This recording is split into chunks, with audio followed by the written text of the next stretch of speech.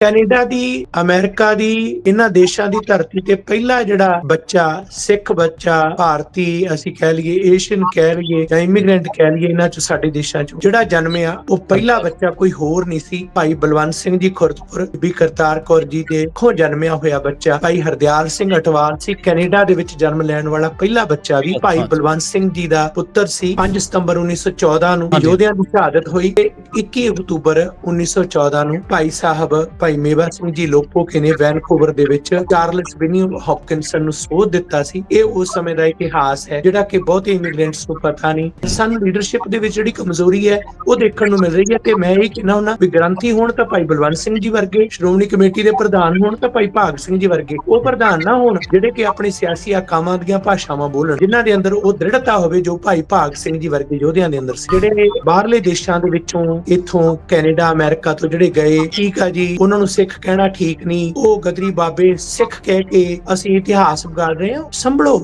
ਇੰਨਾ ਧੱਕਾ ਅੰਮ੍ਰਿਤਧਾਰੀ ਗੁਰਦੁਆਰੇ ਦਾ ਗ੍ਰੰਥੀ ਸਿੱਖ ਨਹੀਂ ਕਵਾਂਗੇ ਤਾਂ ਕੀ ਕਵਾਂਗੇ? ਭਾਈ ਮੇਵਾ ਸਿੰਘ ਜਿਹਨੇ ਤਾਂ ਕਰਕੇ ਹਥਿਆਰ ਚੱਕਿਆ ਤੇ ਉਹਦੇ ਸਾਹਮਣੇ ਗੁਰੂ ਗ੍ਰੰਥ ਸਾਹਿਬ ਦੀ ਹਜ਼ੂਰੀ ਦੇ ਵਿੱਚ ਭਾਈ ਭਾਗ ਸਿੰਘ ਜੀ ਤੇ ਭਾਈ ਬਦਨ ਸਿੰਘ ਜੀ ਨੂੰ ਸ਼ਹੀਦ ਕਰ ਦਿੱਤਾ, ਗੋਲੀਆਂ ਮਾਰ ਕੇ ਗੁਰੂ ਸਾਹਿਬ ਦੇ ਬੇਹੁਰਮਤੀ ਕੀਤੀ। ਉਹ ਸਿੱਖੀ ਦਰਦ ਉਹਦੇ ਅੰਦਰ ਜਿਹੜਾ ਪੈਦਾ ਹੋਇਆ, ਜਿਹਨੂੰ ਜੱਜ ਨੂੰ ਕਹਿ ਰਿਹਾ ਕਿ ਜੇ ਤੁਹਾਡੀ ਚਰਚ 'ਚ ਇਸ ਤਰ੍ਹਾਂ ਹੁੰਦਾ ਤਾਂ ਤੁਸੀਂ ਕੀ ਕਰਦੇ? ਤੇ ਤੁਸੀਂ ਕਹਿੰਦੇ ਹੋ ਗਦਰੀ ਬਾਬਿਆਂ ਨੂੰ ਸਿੱਖ ਨਾ ਕਹੋ। ਹੱਦ ਹੋ ਗਈ ਤੁਹਾਡੀ, ਏਡਾ ਧੱਕਾ। ਇੱਕ ਵਾਰ ਉਹ ਗੁਰਦੁਆਰਾ ਸਾਹਿਬ ਗਏ, ਇਸੇ ਤਰ੍ਹਾਂ ਸ਼ਹੀਦੀ ਦਿਨ ਸੀ ਤੇ ਉਹ ਜਾ ਕੇ ਸੈਕਟਰੀ ਨੂੰ ਕਹਿੰਦੇ ਵੀ ਭਾਈ ਉਹਨਾਂ ਯੋਧਿਆਂ ਨੂੰ ਵੀ ਯਾਦ ਕਰ ਲੈਣਾ ਸੀ, ਕਹਿੰਦੇ ਜਿਨ੍ਹਾਂ ਦਾ ਸ਼ਹੀਦੀ ਦਿਨ ਆ। ਉਹ ਕਹਿੰਦੇ ਜੀ ਕੌਣ ਆ ਜੀ? ਉਹਨਾਂ ਨੂੰ ਪਤਾ ਨਹੀਂ ਸੀ ਬਿਲਕੁਲ। ਕਹਿੰਦੇ ਸ਼ਾਬਾਸ਼, ਤੈਨੂੰ ਪਤਾ ਨਹੀਂ ਅੱਜ ਫਲਾਂ ਯੋਧੇ ਦਾ ਸ਼ਹੀਦੀ ਦਿਨ ਆ? ਕਹਿੰਦਾ ਅੱਛਾ ਜੀ।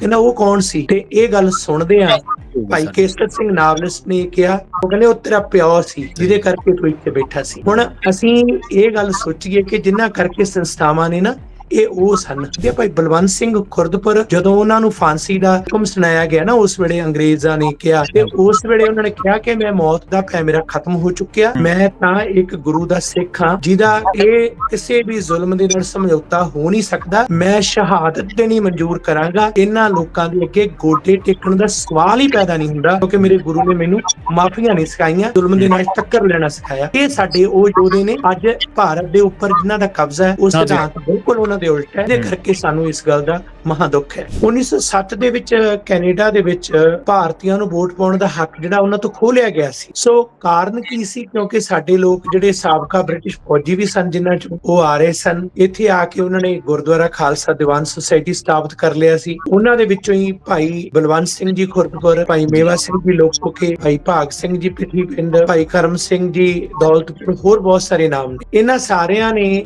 ਅਨੇਕਾਂ ਹੋਰਨਾਂ ਨੇ ਇਸ ਲਈ ਉਪਰਾਲਾ ਕੀਤਾ ਕਿ ਅਸੀਂ ਕੈਨੇਡਾ ਦੇ ਵਿੱਚ ਇੱਥੇ ਦੂਜੇ ਦਰਜੇ ਦੇ ਸ਼ਹਿਰੀ ਬਣ ਕੇ ਨਹੀਂ ਰਹਿਣਾ। ਗਦਰ ਲਹਿਰ ਦੇ ਨਾਂ ਨਾਲ ਇਹਨਾਂ ਨੂੰ ਗਦਰੀ ਬਾਬੇ ਜਿਹੜਾ ਕਹਿਣਾ ਸ਼ੁਰੂ ਕੀਤਾ ਗਿਆ, ਉਹ 1914-15 ਤੋਂ ਬਾਅਦ, ਕਿਉਂਕਿ ਉਦੋਂ ਤੱਕ ਤਾਂ ਸ਼ਹੀਦੀਆਂ ਹੋ ਚੁੱਕੀਆਂ ਸੀ ਕਾਫੀ। ਇਹਨਾਂ ਦੀ ਸ਼ਹਾਦਤ ਵੀ 1917 ਚ ਹੋ ਗਈ ਸੀ। ਸੋ ਇਹਨਾਂ ਦਾ ਜਿਹੜਾ ਸ਼ੁਰੂਆਤੀ ਸਮਾਂ ਸੀ ਉਹ ਇਹੋ ਜਿਹਾ ਸੀ ਕਿ ਇੱਕ ਧਾਰਮਿਕ ਸ਼ਖਸੀਅਤ ਹੁੰਦੇ ਆ, ਗੁਰਦੁਆਰੇ ਦੇ ਗ੍ਰੰਥੀ ਹੁੰਦੇ ਆ, ਪ੍ਰਚਾਰਕ ਹੁੰਦੇ ਆ, ਉਹਨਾਂ ਨੇ ਅਸਲ ਦੇ ਵਿੱਚ ਸਿੱਖੀ ਸਿਧਾਂਤਾਂ ਨੂੰ ਪਛਾਣਿਆ, ਉਸ ਤੇ ਪਹਿਰਾ ਦਿੱਤਾ ਤੇ ਇਹੋ ਜਿਹਾ ਮਾਹੌਲ ਪੈਦਾ ਕੀਤਾ ਕਿ ਗੁਰਦੁਆਰਿਆਂ ਦੇ ਵਿੱਚ ਸੇਵਾਦਾਰ ਗ੍ਰੰਥੀ ਸਿੰਘ ਹੋਣ, ਪ੍ਰਚਾਰਕ ਹੋਣ। ਤਾਂ ਸ਼ਹੀਦ ਬਲਵੰਤ ਸਿੰਘ ਜੀ ਖੁਰਦਪੁਰ ਵਰਗੇ ਜਿਹੜੇ ਜਾਨ ਤਲੀ ਤੇ ਧਰ ਕੇ ਲੋਕਾਂ ਦੇ ਵਾਸਤੇ ਸ਼ਹੀਦੀ ਪਾ ਗਏ। ਤੁਸੀਂ ਜੁੜੇ ਹੋਏ ਹੋ ਪੰਜਾਬੀ ਰੇਡੀਓ ਐਸਏ ਦੇ ਨਾਲ ਤੇ ਮੈਂ ਹਾਂ ਪ੍ਰਵੀਨ ਸ਼ਰਮਾ, ਲੈ ਕੇ ਹਾਜ਼ਰ ਹਾਂ ਇੱਕ ਖਾਸ ਪ੍ਰੋਗਰਾਮ। ਅੱਜ ਇਸ ਖਾਸ ਪ੍ਰੋਗਰਾਮ ਦੇ ਵਿੱਚ ਆਪਾਂ ਗੱਲਬਾਤ ਕਰਾਂਗੇ ਸਿੱਖ ਇਤਿਹਾਸ ਦੇ ਵਿੱਚ ਇੱਕ ਖਾਸ ਪਾਤਰ ਦੇ ਬਾਰੇ, ਇੱਕ ਖਾਸ ਸ਼ਹੀਦੀ ਦੇ ਬਾਰੇ, ਜਿਹੜੀ ਸ਼ਹੀਦੀ ਸਾਨੂੰ ਹਲੂਣ ਦੀ ਵੀ ਹੈ ਤੇ ਪ੍ਰਵਾਸ ਦੇ ਦਰਮਿਆਨ ਸਿੱਖਾਂ ਨੂੰ ਕਿਸ ਤਰੀਕੇ ਦੇ ਨਾਲ ਰੱਤ ਦੇ ਨਾਲ ਆਪਣਾ ਇਤਿਹਾਸ ਲਿਖਣਾ ਪਿਆ, ਆਪਣਾ ਰੱਤ ਡੋਲ ਕੇ ਆਪਣੀਆਂ ਆਉਣ ਵਾਲੀਆਂ ਨਸਲਾਂ ਤੇ ਹੱਕ ਸੱਚ ਦੀ ਜਿਹੜੀ ਗੱਲ ਹੈ ਉਹਦੇ ਉੱਤੇ ਪਹਿਰਾ ਦੇਣ ਦੇ ਲਈ ਆਪਣੀਆਂ ਜਾਨਾਂ ਤੱਕ ਵਾਰੀਆਂ ਗਈਆਂ। ਇਸ ਖਾਸ ਗੱਲਬਾਤ ਦੇ ਵਿੱਚ ਆਪਣੇ ਜਿਨ੍ਹਾਂ ਮਹਾਨ ਸ਼ਹੀਦਾਂ ਨੂੰ ਲੈ ਕੇ ਆਪਾਂ ਗੱਲਬਾਤ ਕਰ ਰਹੇ ਹਾਂ, ਉਹਨਾਂ ਦਾ ਨਾਂ ਹੈ ਬਲਵੰਤ ਸਿੰਘ ਖੁਰਦਪੁਰ ਜੀ, ਜਿਹੜੇ ਕਿ ਕੈਨੇਡਾ ਦੇ ਗਦਰੀ ਬਾਬੇ ਸਨ ਤੇ ਖਾਲਸਾ ਦੀਵਾਨ ਸੁਸਾਇਟੀ ਦੇ ਪਹਿਲੇ ਮੁੱਖ ਗ੍ਰੰਥੀ ਸਨ। ਉਹਨਾਂ ਦੇ ਇਤਿਹਾਸ ਦੇ ਉੱਤੇ ਚਾਨਣਾ ਪਾਉਣ ਦੇ ਲਈ, ਉਹਨਾਂ ਦੇ ਕਰੈਕਟਰ ਦੇ ਬਾਰੇ, ਉਹਨਾਂ ਦੇ ਚਰਿੱਤਰ ਦੇ ਬਾਰੇ, ਉਹਨਾਂ ਦੀ ਸ਼ਹਾਦਤ ਦੇ ਬਾਰੇ, ਕਿਉਂ ਹੋਈ, ਕਿੱਡੀ ਉਹਨਾਂ ਦੀ ਘਾਲਣਾ ਸੀਗੀ, ਇਸ ਬਾਰੇ ਸਾਰੀ ਗੱਲਬਾਤ ਕਰਨ ਦੇ ਲਈ ਆਪਣੇ ਨਾਲ ਜੁੜੇ ਨੇ ਸਿੱਖ ਹਿਸਟੋਰੀਅਨ ਤੇ ਸਿੱਖ ਮਸਲਿਆਂ ਉੱਤੇ ਵਿਵਾਕੀ ਦੇ ਨਾਲ ਟਿੱਪਣੀਆਂ ਕਰਨ ਵਾਲੇ, ਵਿਸ਼ਲੇਸ਼ਣ ਕਰਨ ਵਾਲੇ ਡਾਕਟਰ ਗੁਰਵਿੰਦਰ ਸਿੰਘ ਧਾਲੀਵਾਲ ਜੀ, ਕੈਨੇਡਾ ਤੋਂ। ਡਾਕਟਰ ਸਾਹਿਬ ਸਤਿ ਸ਼੍ਰੀ ਅਕਾਲ, ਸਵਾਗਤ ਹੈ ਜੀ। ਬਹੁਤ ਧੰਨਵਾਦ ਪੰਜਾਬੀ ਰੇਡੀਓ USA ਦਾ ਪ੍ਰਵੀਨ ਜੀ, ਤੁਹਾਡਾ ਸਮੂਹ ਦਰਸ਼ਕਾਂ ਦਾ ਹਾਰਦਿਕ ਧੰਨਵਾਦ। ਵਾਹਿਗੁਰੂ ਜੀ ਕਾ ਖਾਲਸਾ, ਵਾਹਿਗੁਰੂ ਜੀ ਕੀ ਫਤਿਹ। ਜੀ ਵਾਹਿਗੁਰੂ ਜੀ ਕਾ ਖਾਲਸਾ, ਵਾਹਿਗੁਰੂ ਜੀ ਕੀ ਫਤਿਹ ਜੀ। ਅੱਜ ਮਾਰਚ ਦੇ ਅਖੀਰਲੇ ਦਿਨਾਂ ਦੇ ਵਿੱਚ ਆਪਾਂ ਗੱਲ ਕਰਦੇ ਹਾਂ, ਤੇ ਜਦੋਂ ਮਾਰਚ ਦੇ ਅਖੀਰਲੇ ਦਿਨਾਂ ਦੇ ਵਿੱਚ ਗੱਲ ਕਰਦੇ ਹਾਂ ਤੇ ਸਿੱਖ ਇਤਿਹਾਸ ਦੇ ਵਿੱਚ ਇੱਕ ਮਹਾਨ ਯੋਧੇ, ਇੱਕ ਮਹਾਨ ਸ਼ਹੀਦ ਦਾ ਜ਼ਿਕਰ ਅੱਜ ਕੱਲ੍ਹ ਆਪਣੇ ਚੇਤਿਆਂ ਚੋਂ ਕਈ ਵਾਰੀ ਨਿਕਲ ਜਾਂਦਾ ਹੈ, ਤੇ ਪਰ ਕਰਨਾ ਬਹੁਤ ਜ਼ਰੂਰੀ ਹੈ। ਜਿਨ੍ਹਾਂ ਦੇ ਬਾਰੇ ਆਪਾਂ ਗੱਲ ਕਰਾਂਗੇ, ਜਿਹੜੇ ਬਲਵੰਤ ਸਿੰਘ ਖੁਰਦਪੁਰ ਜੀ ਨੇ, ਉਹਨਾਂ ਦੇ ਨੂੰ ਲੈ ਕੇ ਆਪਾਂ ਗੱਲਬਾਤ ਕਰਾਂਗੇ। ਸਭ ਤੋਂ ਪਹਿਲਾ ਜਿਹੜਾ ਸਵਾਲ ਹੈ, ਉਹਨਾਂ ਦੇ ਬਾਰੇ ਜਦੋਂ ਆਪਾਂ ਗੱਲਬਾਤ ਤੋਰਦੇ ਹਾਂ, ਜਦੋਂ ਸ਼ੁਰੂਆਤ ਕਰਦੇ ਹਾਂ, ਤੇ ਪ੍ਰਵਾਸ ਦੇ ਦਰਮਿਆਨ ਜਿਹੜੀਆਂ ਆਪਾਂ ਨੂੰ ਦਿੱਕਤਾਂ ਆ ਰਹੀਆਂ ਸਨ, ਪਰੇਸ਼ਾਨੀਆਂ ਆ ਰਹੀਆਂ ਸਨ ਕਿ ਕੈਨੇਡਾ ਦੇ ਵਿੱਚੋਂ ਭਾਰਤੀਆਂ ਨੂੰ ਕੱਢਿਆ ਜਾ ਰਿਹਾ ਸੀਗਾ। ਪਰ ਸ਼ਹੀਦ ਭਾਈ ਜਿਹੜੇ ਬਲਵੰਤ ਸਿੰਘ ਖੁਰਦਪੁਰ ਜੀ ਸੀਗੇ, ਉਹਨਾਂ ਨੇ ਤੇ ਮੋਢੀ ਗਦਰੀ ਬਾਬਿਆਂ ਨੇ ਨਾ ਸਿਰਫ ਇਹਨੂੰ ਰੋਕਿਆ, ਸਗੋਂ ਹੌਂਡਰੂਸ ਭੇਜਣ ਤੋਂ ਵੀ ਬਚਾਇਆ ਸਾਰਿਆਂ ਨੂੰ, ਜਿਹੜਿਆਂ ਨੂੰ ਵੀ ਕੱਢਿਆ ਜਾ ਰਿਹਾ ਸੀਗਾ। ਔਰ ਇੱਥੋਂ ਹੀ ਜਿਹੜੀ ਨਾ ਸਿਰਫ ਉਹਨਾਂ ਲੋਕਾਂ ਨੇ ਉਸ ਗੱਲ ਦੇ ਉੱਤੇ, ਜਿਹੜਾ ਵੀ ਉਹਨਾਂ ਲਈ ਦਰਪੇਸ਼ ਮਸਲਾ ਸੀਗਾ, ਉਹਦੇ ਉੱਤੇ ਪਹਿਰੇਦਾਰੀ ਕੀਤੀ, ਬਲਕਿ ਜਿਹੜਾ ਸਿਧਾਂਤ ਆਪਾਂ ਨੂੰ ਸਿੱਖ ਸਿਧਾਂਤ ਸਿਖਾਉਂਦਾ ਕਿ ਹੱਕ ਸੱਚ ਦੀ ਪਹਿਰੇਦਾਰੀ ਕਰਨੀ ਆ ਤੇ ਹੱਕ ਸੱਚ ਦੀ ਗੱਲ ਕਰਨੀ ਆ। ਸੋ ਕਿਉਂ ਨਾ ਆਪਾਂ ਇੱਥੋਂ ਹੀ, ਜਦੋਂ ਕੱਢਿਆ ਜਾ ਰਿਹਾ ਸੀਗਾ, ਤੇ ਇੱਥੋਂ ਹੀ ਗੱਲਬਾਤ ਦਾ ਜਿਹੜਾ ਸ਼ੁਰੂਆਤ ਆ, ਮੋਢਾ ਤੋਰ ਦਈਏ ਜੀ।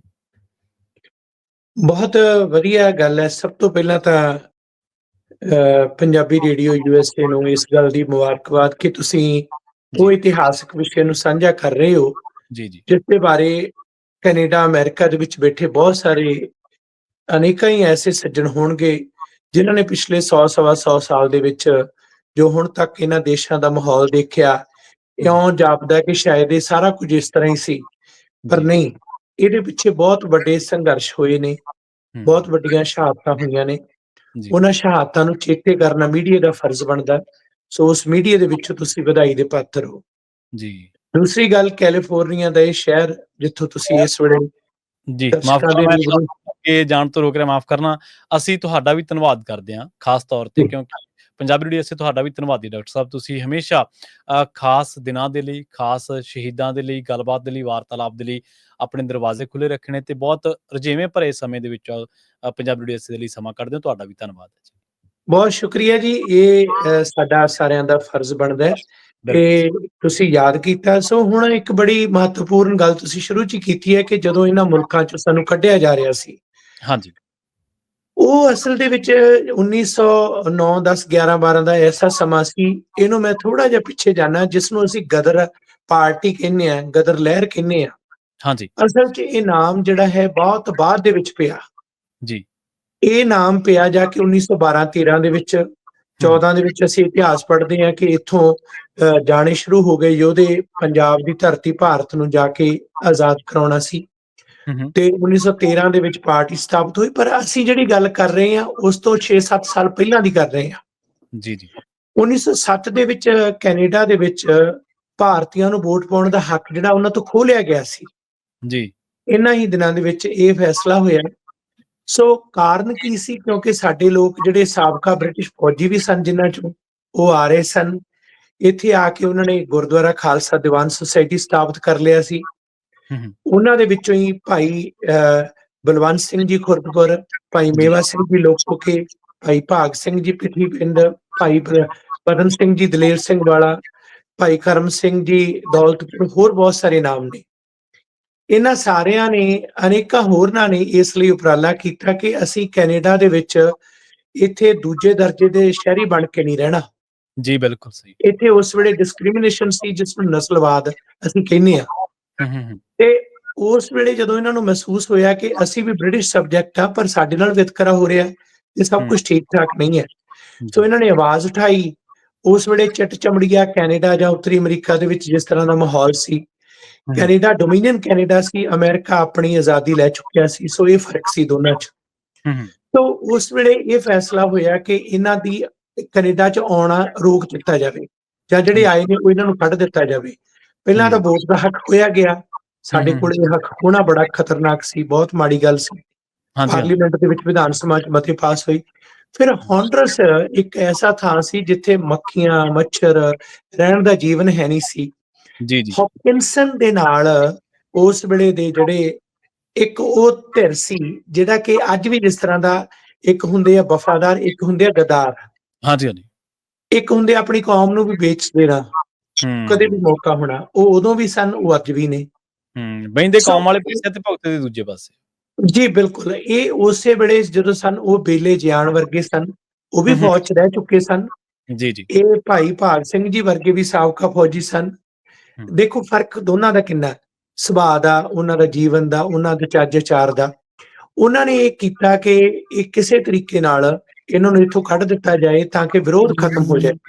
ਸੋ ਹੂੰ, ਇਸ ਮੌਕੇ ਤੇ ਉਹਨਾਂ ਨੇ ਜਿਹੜਾ ਕੰਮ ਸ਼ੁਰੂ ਕੀਤਾ, ਜੀ, ਉਸ ਦਾ ਤਿੱਖਾ ਵਿਰੋਧ ਹੋਇਆ ਤੇ ਉਹਨਾਂ ਦਿਨਾਂ ਦੇ ਵਿੱਚ ਅਮਰੀਕਾ ਦੇ ਵਿੱਚ ਆਏ ਹੋਏ ਸੀ ਪ੍ਰਿੰਸੀਪਲ ਸੰਤ ਤੇਜਾ ਸਿੰਘ, ਪ੍ਰੋਫੈਸਰ ਤੇਜਾ ਸਿੰਘ ਕਰਕੇ ਜਾਣੇ ਜਾਂਦੇ ਸੀ। ਹਾਰਵਰਡ ਯੂਨੀਵਰਸਿਟੀ 'ਚ ਵੀ ਉਹ ਪੜ੍ਹੇ, ਉਸ ਹੂੰ, ਤੋਂ ਪਹਿਲਾਂ ਕੈਂਬਰਿਜ ਦੇ ਵਿੱਚ ਪੜ੍ਹੇ, ਪਹਿਲੇ ਦਸਤਾਰਧਾਰੀ ਸਨ, ਇੰਗਲਿਸ਼ ਤੇ ਕਮਾਂਡ ਸੀ ਉਹਨਾਂ ਦੀ।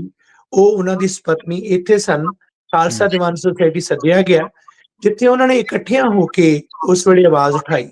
ਉਸ ਵੇਲੇ ਜਦੋਂ ਉਹ ਬੋਲ ਰਹੇ ਸਨ ਤੇ ਉਸ ਸਮੇਂ ਗੁਰਦੁਆਰਾ ਸਾਹਿਬ ਦੇ ਜਿਹੜੇ ਗ੍ਰੰਥੀ ਸਨ, ਉਹ ਭਾਈ ਬਲਵੰਤ ਸਿੰਘ ਜੀ ਖੁਰਦਪੁਰ ਸਨ, ਜਿਨ੍ਹਾਂ ਦੀ ਅੱਜ ਅਸੀਂ ਗੱਲ ਕਰ ਰਹੇ ਹਾਂ। ਸੋ ਇਹਨਾਂ ਨੇ ਉੱਥੇ ਜੋ ਲੈਕਚਰ ਦਿੱਤਾ, ਬੁਲਾਰੇ ਦੇ ਤੌਰ ਤੇ ਵਿਚਾਰਾਂ ਦਿੱਤੀਆਂ, ਹੂੰ, ਇਹ ਹੂੰ, ਕਿਹਾ ਕਿ ਅਸੀਂ ਉਸ ਮੁਲਕ 'ਚ ਨਹੀਂ ਜਾਵਾਂਗੇ, ਅਸੀਂ ਇਸ ਦੇਸ਼ ਨੂੰ ਨਹੀਂ ਛੱਡਾਂਗੇ।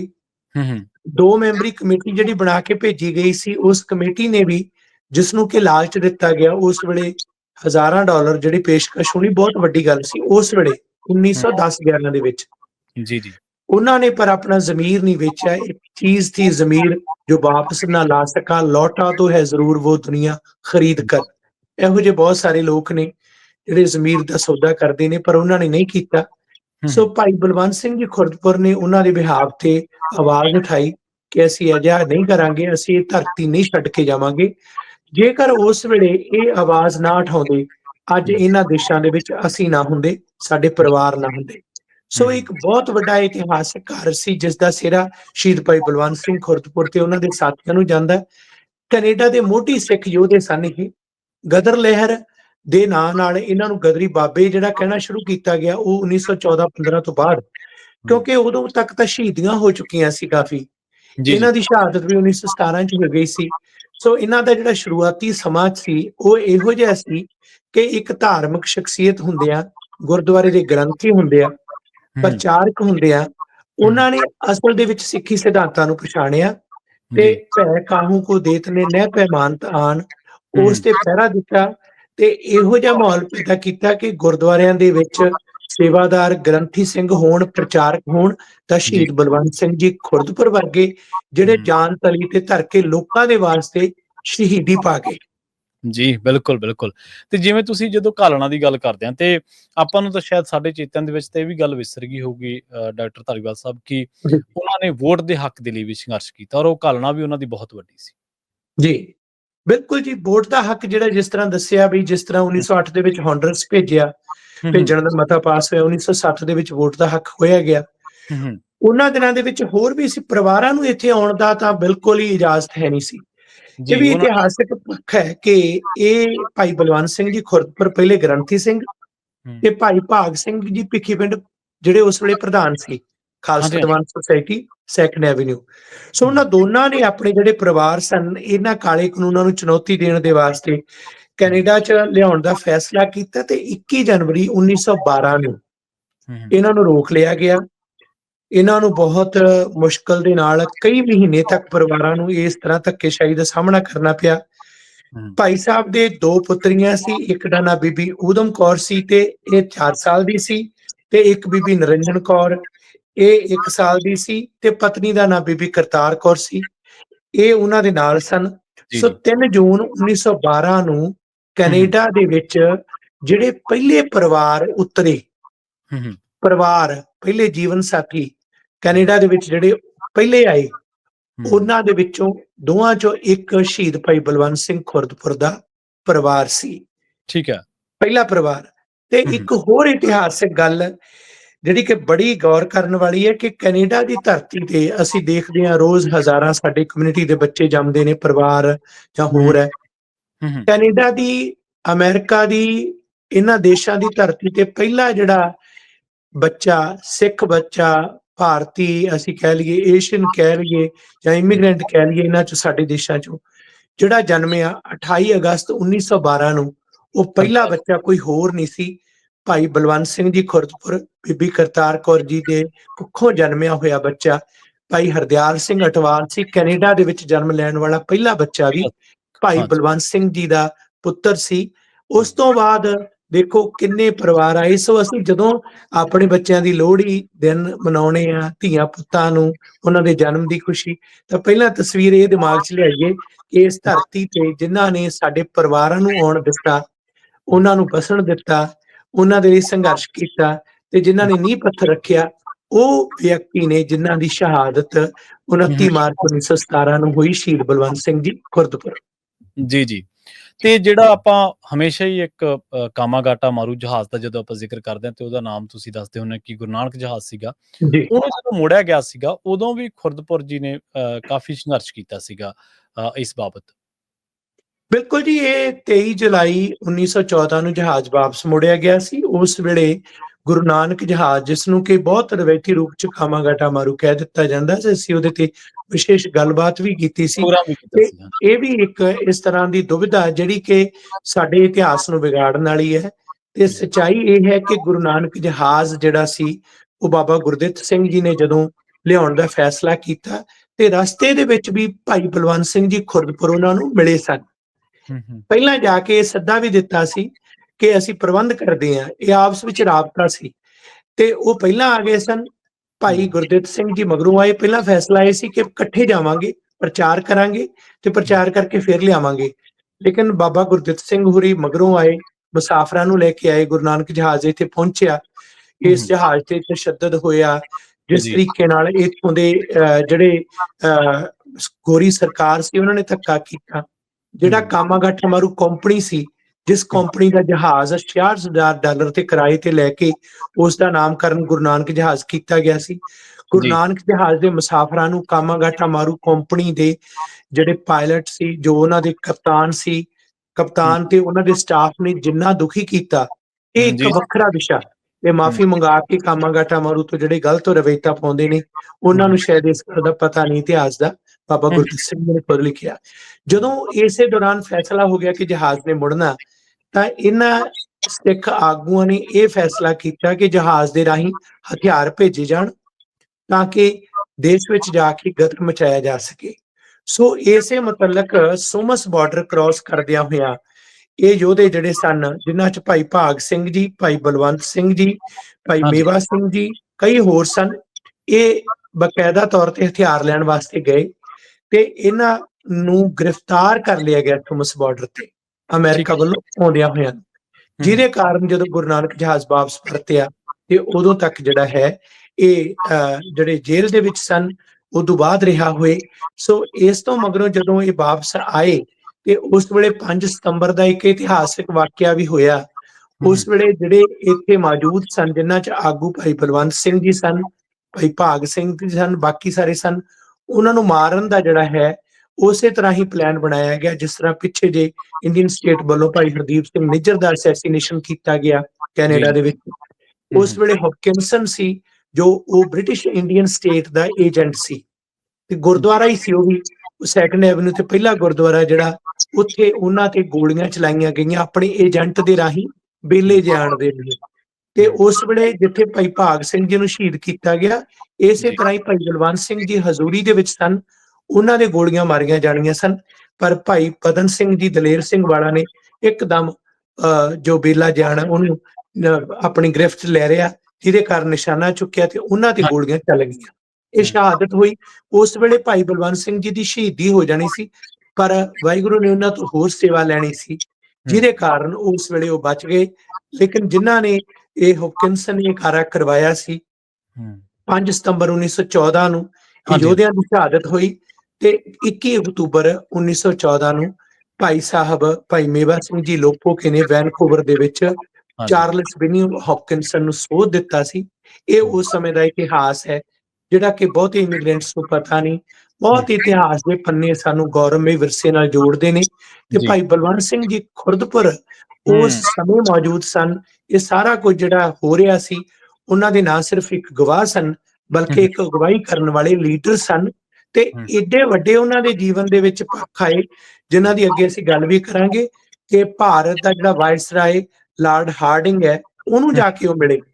ਪੰਜਾਬ ਦਾ ਗਵਰਨਰ ਜਨਰਲ ਜਿਹੜਾ ਕਿ ਉਸ ਵੇਲੇ ਮਾਈਕਲ ਅਡਵਾਇਰ ਸੀ, ਉਹ ਗਵਰਨਰ ਜਨਰਲ ਸੀ।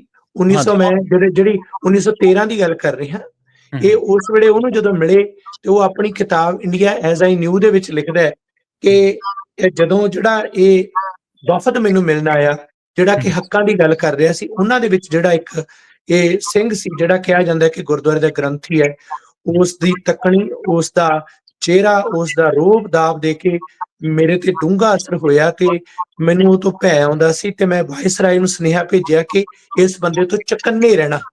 ਠੀਕ ਇਹ ਆ। ਸੀ ਜਿਹੜੇ ਭਾਈ ਬਲਵੰਤ ਸਿੰਘ ਜੀ ਖੁਰਦਪੁਰ ਦੀ ਸ਼ਖਸੀਅਤ ਸੀ। ਬਿਲਕੁਲ ਜੀ, ਬਿਲਕੁਲ ਮੈਂ ਇਸੇ ਗੱਲ ਤੇ ਆਉਣ ਲੱਗਾ ਸੀਗਾ ਤੇ ਪਰ ਆਪਾਂ ਇਹ ਵੀ ਦੇਖਿਆ ਕਿ ਜਿਹੜਾ ਪ੍ਰੋਗਰਾਮ ਆਪਾਂ ਭਾਈ ਮੇਵਾ ਸਿੰਘ ਲੋਪੋਕੀ ਜੀ ਦੇ ਉੱਤੇ ਕੀਤਾ ਸੀਗਾ, ਉਹਨਾਂ ਦੀ ਸ਼ਹਾਦਤ ਜੀ ਦੇ ਉੱਤੇ, ਉਹਨਾਂ ਨੂੰ ਸ਼ਾਇਦ ਹੌਪਕਿੰਸਨ ਦੇ ਕਤਲ ਮਾਮਲੇ ਦੇ ਵਿੱਚ ਜਨਵਰੀ ਮਹੀਨੇ ਦੇ ਵਿੱਚ ਉਹਨਾਂ ਨੂੰ ਸਜ਼ਾ ਦਿੱਤੀ ਗਈ ਸੀਗੀ, ਫਾਂਸੀ ਲੱਗਣ ਵਾਲੇ ਸ਼ਾਇਦ ਉਹ ਪਹਿਲੇ ਸਿੱਖ ਸਨ ਕਿਸੇ ਵੀ 1915 ਦੇ ਵਿੱਚ 11 ਜਨਵਰੀ ਨੂੰ 11 ਉਹਨਾਂ ਜਨਵਰੀ ਨੂੰ ਫਾਂਸੀ ਹੋਈ ਸੀ ਕੈਨੇਡਾ ਦੀ ਧਰਤੀ ਤੇ। ਤੇ ਹਾਂਜੀ। ਭਾਈ ਸਾਹਿਬ ਭਾਈ ਬਲਵੰਤ ਸਿੰਘ ਜੀ ਖੁਰਦਪੁਰ ਦੀ ਸ਼ਹਾਦਤ ਲਾਹੌਰ ਦੇ ਵਿੱਚ ਹੋਈ ਸੀ। ਉਹ ਅੱਗੇ ਜਾ ਕੇ ਅਸੀਂ ਗੱਲ ਕਰਾਂਗੇ ਕਿਵੇਂ ਉੱਥੇ ਪਹੁੰਚਦੇ ਆ। ਪਰ ਜਿਹੜੀ ਪੰਜਾਬ ਦੀ ਤੁਸੀਂ ਗੱਲ ਕੀਤੀ ਹੈ, ਜਿਹੜੀ ਕਿ ਉਹਨਾਂ ਨੇ ਜਿਹੜੀ ਕਿਤਾਬ ਮੈਂ ਦੱਸੀ ਹੈ, ਉਹਦਾ ਪੰਨਾ ਨੰਬਰ 191 ਹੈ, ਜਿਹਦੇ ਤੇ ਉਹ ਬਕਾਇਦਾ ਉਹ ਲਿਖਦਾ ਵਾਇਸਰਾਏ ਨੂੰ ਸੁਨੇਹਾ ਦਿੰਦਾ, ਜਿਹੜਾ ਕਿ ਗਵਰਨਰ ਜਨਰਲ ਮਾਈਕਲ ਐਡਵਾਇਰ ਕਹਿੰਦਾ, ਤੀਸਰਾ ਬੰਦਾ ਜਿਸ ਤਰੀਕੇ ਨਾਲ ਖਤਰਨਾਕ ਬਾਗੀ ਸੀ, ਉਸ ਨੂੰ ਦੇਖ ਕੇ ਸਾਵਧਾਨੀ ਵਰਤਣ ਲਈ ਕਿਹਾ ਗਿਆ। ਤੇ 5 ਅਕਤੂਬਰ 1913 ਨੂੰ ਵਾਇਸਰਾਏ ਲਾਰਡ ਹਾਰਡਿੰਗ ਦੇ ਨਾਲ ਉਹਨਾਂ ਦੀ ਜਦੋਂ ਮੁਲਾਕਾਤ ਹੁੰਦੀ ਹੈ ਤੇ ਉਹ ਨਸਲੀ ਵਿਤਕਰੇ ਦੀਆਂ ਜਿਹੜੀਆਂ ਕਾਲੇ ਕਾਨੂੰਨਾਂ ਦੀਆਂ ਧੱਕੇਸ਼ਾਹੀ ਦੀਆਂ ਗੱਲਾਂ ਕਰਦੇ ਨੇ ਕਿ ਬ੍ਰਿਟਿਸ਼ ਸਬਜੈਕਟ ਹੁੰਦਿਆਂ ਹੋਇਆ ਸਾਡੇ ਨਾਲ ਇਹ ਵਿਤਕਰਾ ਹੋ ਰਿਹਾ। ਤੇ ਉਸ ਵੇਲੇ ਦੀ ਇੱਕ ਹੋਰ ਇਤਿਹਾਸਿਕ ਗੱਲ ਵੀ ਹੈ ਜਿਹੜੀ ਮੈਂ ਚਾਹਾਂਗਾ ਕਿ ਤੁਹਾਡੇ ਦਰਸ਼ਕਾਂ ਤੱਕ ਜ਼ਰੂਰ ਪਹੁੰਚੇ। ਉਹ ਦੋ ਪੱਖ ਸਨ। ਜਦੋਂ ਭਾਈ ਬਲਵੰਤ ਸਿੰਘ ਜੀ ਪੰਜਾਬ ਦੀ ਧਰਤੀ ਤੇ ਜਾਂਦੇ ਨੇ, ਜਿਵੇਂ ਮੈਂ ਪਹਿਲਾਂ ਦੱਸਿਆ ਕਿ ਜਿਹੜੇ ਗਦਰ ਪਾਰਟੀ ਬਾਅਦ ਦੇ ਵਿੱਚ ਬਣਦੀ ਹੈ, ਬਹੁਤ ਕੁਝ ਮਗਰੋਂ ਹੁੰਦਾ ਹੈ, ਪਰ ਉਸ ਵੇਲੇ ਤੱਕ ਕੈਨੇਡਾ ਦਾ ਸੰਘਰਸ਼ ਜ਼ੋਰਾਂ ਸ਼ੋਰਾਂ ਤੇ ਸੀ। ਹਾਂਜੀ ਹਾਂਜੀ, ਮਨੁੱਖੀ ਹੱਕਾਂ ਦਾ, ਨਸਲਵਾਦ ਦੇ ਖਿਲਾਫ, ਬਸਤੀਵਾਦ ਦੇ ਖਿਲਾਫ। ਤੇ ਉਸ ਵੇਲੇ ਜਦੋਂ ਪੰਜਾਬ ਜਾਂਦੇ ਨੇ ਅਕਤੂਬਰ 1913 ਦੇ ਵਿੱਚ, ਉਸ ਵੇਲੇ ਪੰਜਾਬ ਦੇ ਵਿੱਚ ਦੋ ਵੱਖੋ ਵੱਖਰੇ ਜਿਹੜੇ ਉਹਨਾਂ ਦੇ ਪ੍ਰਤੀ ਜਿਹੜੇ ਸਮਾਨਤਾਵਾਂ ਚੱਲ ਰਹੀਆਂ ਨੇ। ਇੱਕ ਤਾਂ ਉਹ ਨੇ ਜਿਹੜੇ ਸਤਿਕਾਰ ਕਰਦੇ ਨੇ ਕਿ ਇਹੋ ਜਿਹੇ ਲੋਕ ਜਿਹੜੇ ਬਾਹਰ ਬੈਠੇ ਮਨੁੱਖੀ ਹੱਕਾਂ ਲਈ ਲੜ ਰਹੇ ਨੇ। ਇੱਕ ਉਹ ਨੇ ਜਿਹੜੇ ਵਿਰੋਧ ਕਰ ਰਹੇ ਨੇ ਤੇ ਆਪਣੇ ਆਪ ਨੂੰ ਦੇਸ਼ ਦੀ ਆਜ਼ਾਦੀ ਦੇ ਘੁਲਾਟੀਏ ਕਹਿੰਦੇ ਨੇ। ਉਹਨਾਂ ਚੋਂ ਇੱਕ ਦਾ ਨਾਮ ਕਿਰਤੀ ਅਖਬਾਰ ਦੇ ਵਿੱਚ ਬਕਾਇਦਾ ਇੱਕ ਰਿਪੋਰਟ ਦੇ ਵਿੱਚ ਲਿਖਿਆ ਗਿਆ, ਪੰਨਾ ਨੰਬਰ 14 ਅੰਕ 1926, ਕਿਰਤੀ ਅਖਬਾਰ, ਜਿਹੜਾ ਕਿ ਇਹ ਉਸ ਵੇਲੇ ਸੋਹਣ ਸਿੰਘ ਧਰਦਿਓ ਜੀ ਸਨ, ਬਾਅਦ ਦੇ ਵਿੱਚ ਉਹ ਸੰਪਾਦਨਾ ਚੱਲਦੀ ਰਹੀ ਉਹਦੀ। ਉਹਨਾਂ ਨੇ ਕਿਹਾ ਕਿ ਲਾਲਾ ਲਾਜਪਤ ਰਾਏ ਜਿਹੜਾ ਸੀ ਨਾ, ਉਹਨਾਂ ਨੇ ਭਾਈ ਬਲਵੰਤ ਸਿੰਘ ਜੀ ਤੇ ਉਹਨਾਂ ਦੇ ਵਫਦ ਦਾ ਜਿਹੜੇ ਕਿ ਆ ਕੇ ਸਪੋਰਟ ਮੰਗ ਰਹੇ ਸਨ, ਕਿਹਾ ਕਿ ਅਸੀਂ ਇਹਨਾਂ ਦੀ ਮਦਦ ਨਹੀਂ ਕਰਨੀ ਜੀ। ਕਾਰਨ ਕੀ ਹੈ ਕਿ ਇਹ ਤਾਂ ਕੈਨੇਡਾ ਦੇ ਸਿੱਖਾਂ ਦੇ ਵਾਸਤੇ ਆਵਾਜ਼ ਉਠਾ ਰਹੇ ਨੇ, ਇਹ ਸਾਡੇ ਆਜ਼ਾਦੀ ਦਾ ਕੁਝ ਨਹੀਂ ਲੈਣਾ ਦੇਣਾ, ਇਹ ਲੋਕਾਂ ਦੀ ਅਸੀਂ ਮਦਦ ਨਹੀਂ ਕਰਨੀ। ਉਹ ਇਸ ਤਰ੍ਹਾਂ ਦਾ ਕੱਟੜਵਾਦੀ ਬੰਦਾ ਸੀ। ਉਸਨੇ, ਜਿਸ ਦੇ ਬਾਰੇ ਸੋਹਣ ਸਿੰਘ ਭਕਨਾ ਜੀ ਲਿਖਦੇ ਨੇ ਮੇਰੀ ਰਾਮ ਕਹਾਣੀ ਦੇ ਵਿੱਚ, ਕਿ ਗਦਰੀਆਂ ਦੇ ਬਹੁਤ ਸਾਰੇ ਫੰਡ ਕਿਉਂਕਿ ਭੇਜੇ ਗਏ ਸਨ, ਉਹ ਫੰਡ ਸਾਰੇ ਇਹ ਸਾਡੇ ਕੇਸ ਲੜਨ ਵਾਸਤੇ ਬਈ ਆਵਾਜ਼ ਉਠਾਈ ਗਈ, ਲਾਜਪਤ ਰਾਏ ਨੂੰ ਭੇਜੇ ਗਏ।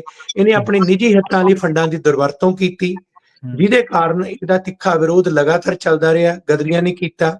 ਤੇ ਇਹ ਵੀ ਇੱਕ 1928 ਦੀ ਘਟਨਾ ਹੈ, ਜਿਸ ਤਰ੍ਹਾਂ ਸਾਂਡਰਸ ਦੇ ਕਤਲ ਦੀ ਕਹਾਣੀ ਦਾਸਤਾਨ ਜਾਂ ਸਾਈਮਨ ਕਮਿਸ਼ਨ ਦੀ ਦਾਸਤਾਨ, ਉਸ ਵੇਲੇ ਇਹਨੂੰ ਜਿਹੜਾ ਕੁੱਟਮਾਰ ਹੋਣੀ ਤੇ ਉਸ ਦੀ ਮੌਤ ਹੋਣੀ, ਇਸ ਦੇ ਬਾਰੇ ਵੀ ਸੱਚਾਈ ਉਹਨਾਂ ਨੇ ਲਿਖੀ ਹੈ ਕਿ ਇਹ ਡਾਂਗਾ ਨਾਲ ਮੌਤ ਨਹੀਂ ਸੀ ਹੋਈ, ਛਤਰੀ ਤੇ ਇੱਕ ਜਿਹੜੀ ਸੋਟੀ ਵੱਜੀ ਸੀ। ਪਰ ਜਿਹੜਾ ਅਸਲ ਦੇ ਵਿੱਚ ਉਹਦੇ ਮਨ 'ਚ ਡਰ ਸੀ ਕਿ ਜਿਹੜੇ ਬਾਹਰ ਬੈਠੇ ਗਦਰੀ ਯੋਧੇ ਆ ਜਿਨ੍ਹਾਂ ਦੇ ਫੰਡ ਖਾਦੇ ਨੇ, ਉਹ ਉਹਨਾਂ ਘੁਣ ਵਾਂਗੂ ਖਾ ਰਿਹਾ ਸੀ, ਜਿਹਦੇ ਕਾਰਨ ਉਹ ਹਾਰਟ ਅਟੈਕ ਨਾਲ ਮਰਿਆ। ਪਰ ਅਫਸੋਸ ਹੈ ਕਿ ਇਹਨੇ ਭਾਈ ਬਲਵੰਤ ਸਿੰਘ ਖੁਰਦਪੁਰ ਦਾ ਵਿਰੋਧ ਕੀਤਾ। ਦੂਜੇ ਵਿਰੋਧ ਕਰਨ ਵਾਲੇ ਕੌਣ ਸਨ? ਉਹ ਚੀਫ ਖਾਲਸਾ ਦੀਵਾਨ ਵਾਲੇ ਸਨ, ਜਿਨ੍ਹਾਂ ਦੇ ਵਿੱਚ ਉਸ ਵੇਲੇ ਸੁੰਦਰ ਸਿੰਘ ਮਜੀਠੀਆ, ਭੁਪਿੰਦਰ ਸਿੰਘ ਜਿਹੜਾ ਮਹਾਰਾਜਾ ਪਟਿਆਲਾ ਜਿਹਨੂੰ ਅਸੀਂ ਇਹ ਕਹਿ ਦਿੰਦੇ ਹਾਂ, ਠੀਕ ਹੈ, ਤੇ ਉਸ ਦੇ ਨਾਲ ਨਾਲ ਉਹਨਾਂ ਦੇ ਹੋਰ ਜਿਨ੍ਹਾਂ ਦੇ ਵਿੱਚੋਂ ਕਈ ਉਹਨਾਂ ਦੇ ਸਾਥੀ ਸਨ। ਉਹਨਾਂ ਨੇ ਇਹ ਕਿਹਾ, ਗੁਰਬਖਸ਼ ਸਿੰਘ ਇੱਕ ਸਕੱਤਰ ਸਿੱਖ ਲੀਗ ਸੀ, ਅਰੂਟ ਸਿੰਘ ਸਰਬਰਾਹ ਸੀ, ਇਹ ਲੋਕ ਵੀ ਜਿਹੜੇ ਸਨ ਇਹਨਾਂ ਨੇ ਵੀ ਵਿਰੋਧ ਕੀਤਾ ਕਿਉਂਕਿ ਇਹ ਸਰਕਾਰੀਏ ਸਨ। ਇਹਨਾਂ ਨੇ ਵਿਰੋਧ ਕੀਤਾ, ਇਹਨਾਂ ਨੇ ਵੀ ਕਿਹਾ ਕਿ ਇਹਨਾਂ ਦੀ ਮਦਦ ਨਹੀਂ ਕਰਨੀ ਕਿਉਂਕਿ ਇਹ ਤਖਤਾ ਪਲਟਣ ਦੀ ਸਾਜ਼ਿਸ਼ ਰਚਣਗੇ। ਪਰ ਬਾਅਦ ਦੇ ਵਿੱਚ ਜਿਹੜੇ ਆਮ ਸਿੱਖ ਸਨ, ਜਿਨ੍ਹਾਂ ਨੂੰ ਬੱਬਰ ਅਕਾਲੀ ਵਿਵਾਦ ਕਿਹਾ ਜਾਂਦਾ ਹੈ, ਉਹਨਾਂ ਨੇ ਮਤੇ ਵੀ ਪਾਸ ਕੀਤੇ, ਗੁਰੂ ਨਾਨਕ ਜਹਾਜ਼ ਦੇ ਮੁਸਾਫਰਾਂ ਦੇ ਹੱਕ 'ਚ ਮਤੇ ਪਾਸ ਕੀਤੇ।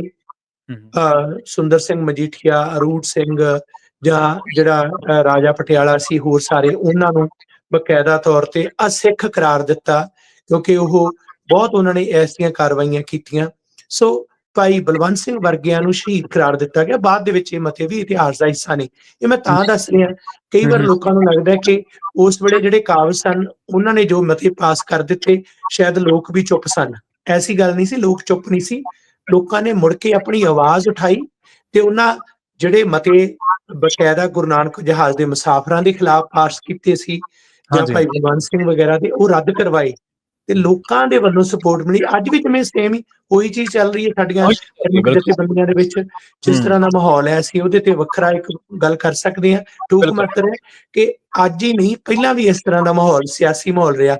ਉਦੋਂ ਅੰਗਰੇਜ਼ਾਂ ਦਾ ਕਬਜ਼ਾ ਸੀ, ਉਸ ਵੇਲੇ ਉਹਨਾਂ ਨੇ ਧੱਕੇਸ਼ਾਹੀ ਚਲਾਈ, ਪਰ ਉਹਨਾਂ ਨੇ ਕਦੇ ਦਰਬਾਰ ਸਾਹਿਬ ਤੇ ਇਸ ਤਰ੍ਹਾਂ ਅਟੈਕ ਕਰਕੇ, ਹਮਲਾ ਕਰਕੇ ਢੇਰ ਢੇਰੀ ਕਰਨ ਦੀ ਕਦੇ ਸਾਜ਼ਿਸ਼ ਇਸ ਤਰ੍ਹਾਂ ਦੀ ਨਹੀਂ। ਪਰ ਇੰਡੀਅਨ ਸਟੇਟ ਨੇ ਤਾਂ ਉਸ ਤੋਂ ਵੀ 4 ਕਦਮ ਅੱਗੇ ਕੰਮ ਕੀਤਾ ਤੇ ਹੁਣ ਵੀ ਇਸ ਤਰ੍ਹਾਂ ਦੀ ਇੰਟਰਫੇਰੈਂਸ ਚੱਲ ਰਹੀ ਹੈ।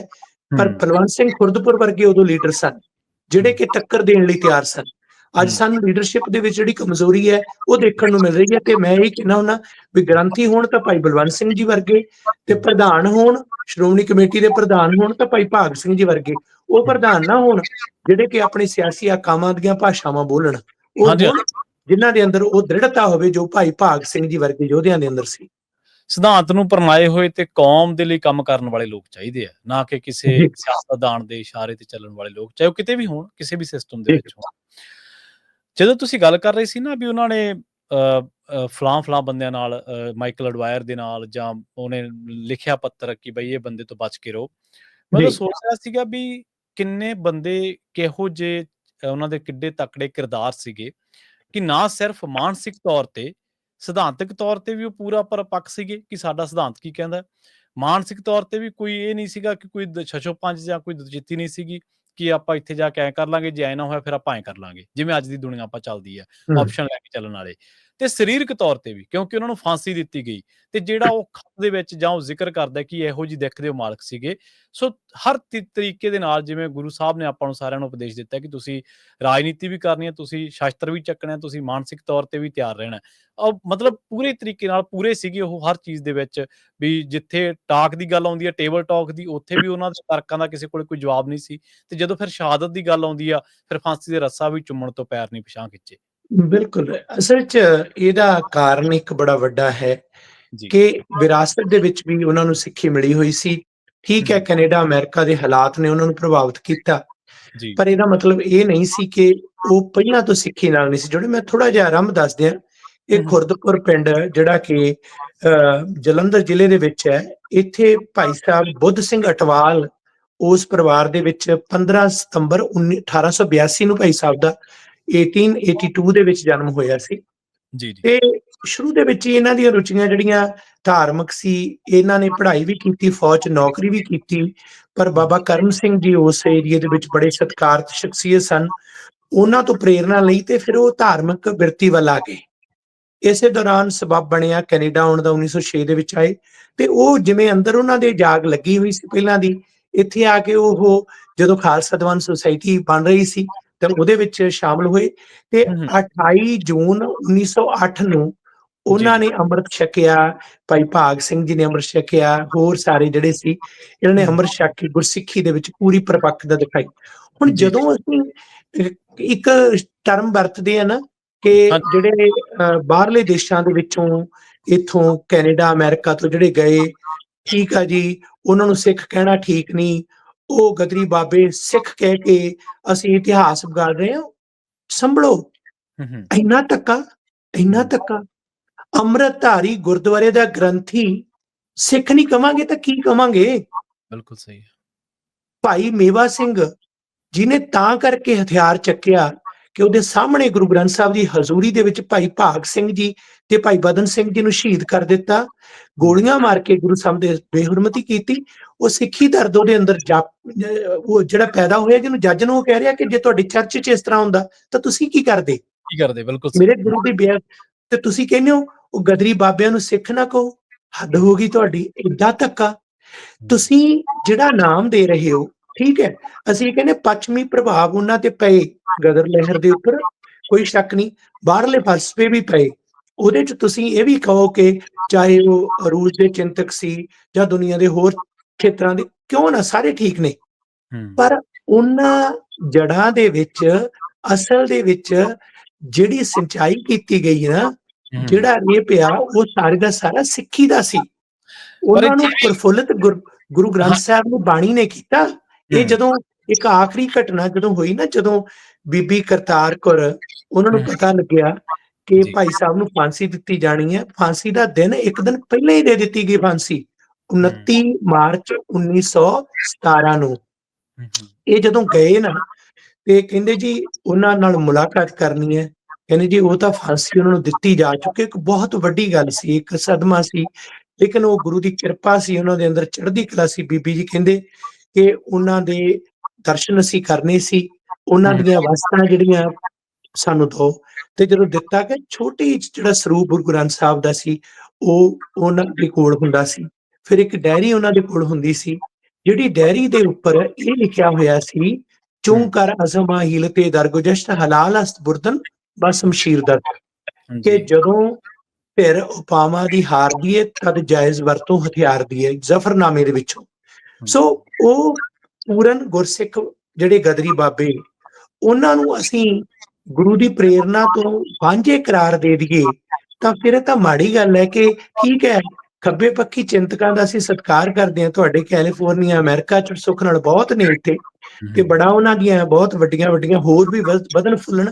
ਪਰ ਮੈਂ ਕਈ ਵਾਰੀ ਕਹਿੰਦਾ ਹੁੰਦਾ, ਕੈਨੇਡਾ ਦੇ ਵਿੱਚ ਵੀ ਐਸੇ ਨੇ ਵੀ ਇਤਿਹਾਸ ਨੂੰ ਨਾ ਵਿਗਾੜੋ। ਤੁਸੀਂ ਕਿਸੇ ਤਰ੍ਹਾਂ ਪ੍ਰੂਵ ਹੀ ਨਹੀਂ ਕਰ ਸਕਦੇ ਕਿ ਭਾਈ ਬਲਵੰਤ ਸਿੰਘ ਜੀ ਪੂਰਨ ਸਿੱਖ ਨਹੀਂ ਸਨ, ਉਹ ਤਾਂ ਗੁਰਸਿੱਖੀ ਤੋਂ ਪ੍ਰੇਰਿਤ ਸਨ। ਉਹਨਾਂ ਦੇ ਅੰਦਰ ਇੱਕੋ ਹੀ ਜਾਗ ਸੀ ਕਿ ਮੇਰੇ ਗੁਰੂ ਨੇ ਜ਼ੁਲਮ ਦੇ ਖਿਲਾਫ ਆਵਾਜ਼ ਉਠਾਈ ਹੈ, ਤੇ ਅਸੀਂ ਜ਼ੁਲਮ ਦੇ ਖਿਲਾਫ ਆਵਾਜ਼ ਉਠਾਉਣੀ ਹੈ। ਪਰ ਦੂਸਰੇ ਪਾਸੇ ਲਾਜਪਤ ਰਾਏ, ਜਿਹਨੂੰ ਪੰਜਾਬ ਕੇਸਰੀ ਕਿਹਾ ਜਾਂਦਾ, ਉਹ ਲੋਕ ਕੀ ਕਰ ਰਹੇ ਸਨ? ਪਟਿਆਲੇ ਵਾਲੇ ਉਦੋਂ ਵੀ ਤੇ ਅੱਜ ਵੀ ਕੀ ਕਰ ਰਹੇ ਨੇ? ਬਿਲਕੁਲ ਜੀ, ਬਿਲਕੁਲ, ਅੱਜ ਵੀ ਸੱਤਾ ਦੇ ਨਾਲ ਹੀ ਅਸੀਂ ਉਹ ਸਾਰਾ ਕੁਝ ਦੇਖਦੇ ਹਾਂ। ਪਰ ਸ਼ਹੀਦ ਭਾਈ ਬਲਵੰਤ ਸਿੰਘ ਜੀ ਖੁਰਦਪੁਰ ਇਹੋ ਜਿਹੇ ਅਨੰਨ ਗੁਰਸਿੱਖ ਸਨ। ਤੇ ਮੈਂ ਇਹ ਵੀ ਕਹਿੰਦਾ ਕਿ ਜੇ ਇਹਨਾਂ ਲੋਕਾਂ ਨੇ ਇਤਿਹਾਸ ਨੂੰ ਵਿਗਾੜਿਆ, ਤਾਂ ਸਾਡਿਆਂ ਨੇ ਵੀ ਨਹੀਂ ਸਾਂਭਿਆ। ਜੀ ਜੀ, ਬਿਲਕੁਲ, ਅਸੀਂ ਵੀ ਨਹੀਂ ਸਾਂਭਿਆ। ਇਹਦੇ ਤੇ ਕੁਝ ਨਹੀਂ ਕਰਦੇ ਇੱਥੇ। ਹਾਂਜੀ, ਜਿੱਥੇ ਆਪਾਂ ਇਤਿਹਾਸ ਸਾਂਭਣ ਦੀ ਗੱਲ ਆਉਂਦੀ ਆ, ਉੱਥੇ ਹੀ ਗੱਲ ਕਰਦੇ ਆਪਾਂ। ਪਰ ਤੁਸੀਂ ਦੇਖੋ ਵੀ ਇਹ ਤਾਂ ਕਿਤੇ ਵੀ ਨਹੀਂ ਕਿਹਾ ਗਿਆ ਸਾਡੇ ਸਿਧਾਂਤ ਦੇ ਵਿੱਚ, ਜਾਂ ਲਿਖਿਆ ਗਿਆ ਕਿਤੇ ਵੀ ਦੂਜੀਆਂ ਫਿਲਾਸਫੀਆਂ ਦਾ, ਦੂਜੀਆਂ ਵਿਚਾਰਧਾਰਾਵਾਂ ਦਾ ਅਧਿਐਨ ਗਲਤ ਹੈ। ਇਹ ਤਾਂ ਕਿਤੇ ਵੀ ਨਹੀਂ। ਕਿਉਂਕਿ ਤੁਸੀਂ ਗੁਰਬਾਣੀ ਦੇਖ ਲਓ, ਗੁਰੂ ਸਾਹਿਬ ਨੇ ਕਿੰਨੇ ਲੋਕਾਂ ਦੀ ਬਾਣੀ ਨੂੰ ਸ਼ਾਮਲ ਕੀਤਾ।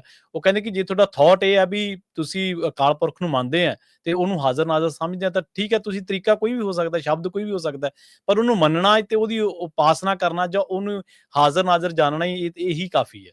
ਪਰ ਅੱਜ ਅਸੀਂ ਕਹਿੰਦੇ ਵੀ ਨਹੀਂ, ਜੇ ਕਿਸੇ ਬੰਦੇ ਨੇ ਰੂਸੀ ਪੜ੍ਹ ਲਿਆ ਜਾਂ ਕੋਈ ਹੋਰ, ਤਾਂ ਉਹ ਉੱਧਰ ਦਾ ਹੋ ਗਿਆ। ਨਹੀਂ, ਮੇਰੇ ਹਿਸਾਬ ਨਾਲ ਉਹਨਾਂ ਨੇ ਸਮੇਂ ਦੇ ਮੁਤਾਬਕ ਸਹੀ ਸੀ। ਇੱਕ ਨਾ ਬੜੀ ਇਹ ਬਹੁਤ ਬੜੀ ਇਹਨੂੰ ਬਰੀਕੀ, ਇਹਦੇ ਚ ਬਹੁਤ ਬਰੀਕੀ ਹੈ ਇਸ ਗੱਲ ਦੇ ਵਿੱਚ ਪ੍ਰਵੀਨ। ਇਹ ਤੁਸੀਂ ਦੋ ਨੁਕਤੇ ਹੈ ਇੱਥੇ। ਇੱਕ ਤਾਂ ਇਹ ਹੈ ਕਿ ਗੁਰੂ ਗ੍ਰੰਥ ਸਾਹਿਬ ਦੇ ਵਿੱਚ ਜਿਹੜੀ ਬਾਣੀ ਸ਼ਾਮਲ ਕੀਤੀ ਗਈ ਹੈ, ਉਹਦੀ ਕਸੌਟੀ ਗੁਰੂ ਸਾਹਿਬ ਨੇ ਇੱਕ ਨਿਸ਼ਚਿਤ ਕਰ ਦਿੱਤੀ ਹੈ। ਉਹ ਕਸੌਟੀ ਹੈ, ਉਸ ਕਸੌਟੀ ਤੇ ਭਗਤ ਕਬੀਰ ਜੀ ਦੀ ਬਾਣੀ, ਭਗਤ ਬਾਬਾ ਫਰੀਦ ਜੀ ਦੀ ਬਾਣੀ, ਭਗਤ ਰਵਿਦਾਸ ਜੀ ਦੀ, ਨਾਮਦੇਵ ਜੀ ਦੀ, ਸਾਰਿਆਂ ਦੀ ਬਿਲਕੁਲ।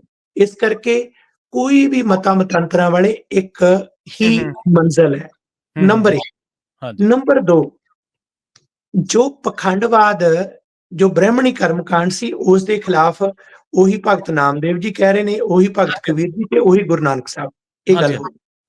ਤੀਜੀ ਗੱਲ ਜਿਹੜੀ ਐਡੀਸ਼ਨਲ ਸੀ, ਜਿਹੜੀ ਕਿ ਭਗਤ ਬਾਣੀ ਦੇ ਵਿੱਚ ਥੋੜੀ ਮਿਲਦੀ ਹੈ, ਪਰ ਗੁਰੂ ਨੇ ਖਾਸ ਤੌਰ ਤੇ ਗੁਰੂ ਸਾਹਿਬਾਨ ਦਾ ਜਿਹੜਾ ਚੱਲਿਆ ਨਾ, ਜਿਹੜੀ ਗੁਰਤਾ ਗੱਦੀ ਚੱਲੀ ਹੈ 239 ਵਾਰੀ, ਉਹ ਚ ਪ੍ਰਮੁੱਖ ਉਹ ਹੈ ਸਟੇਟ ਨੂੰ ਚੈਲੰਜ ਕਰਨਾ। ਮੈਂ ਇੱਥੇ ਤਾਂ ਆਉਣ ਲੱਗਿਆ, ਸਟੇਟ ਨੂੰ ਚੈਲੰਜ ਭਗਤ ਬਾਣੀ ਦੇ ਵਿੱਚੋਂ ਰਿਣਕ ਮਾਤਰ ਮਿਲੇਗਾ, ਪਰ ਗੁਰਬਾਣੀ ਦੇ ਵਿੱਚੋਂ ਗੁਰੂ ਨਾਨਕ ਸਾਹਿਬ ਤੋਂ ਲੈ ਲਓ ਤੁਸੀਂ, ਸਿਲਸਿਲਾ ਜਿਹੜਾ ਬੜਾ ਜ਼ਬਰਦਸਤ ਚੱਲੇਗਾ। ਕੇਵਲ ਲਿਖਤੀ ਹੀ ਨਹੀਂ, ਗੁਰੂ ਅਰਜਨ ਸਾਹਿਬ ਨੇ ਖੁਦ ਸ਼ਹਾਦਤ ਦੇ ਦਿੱਤੀ।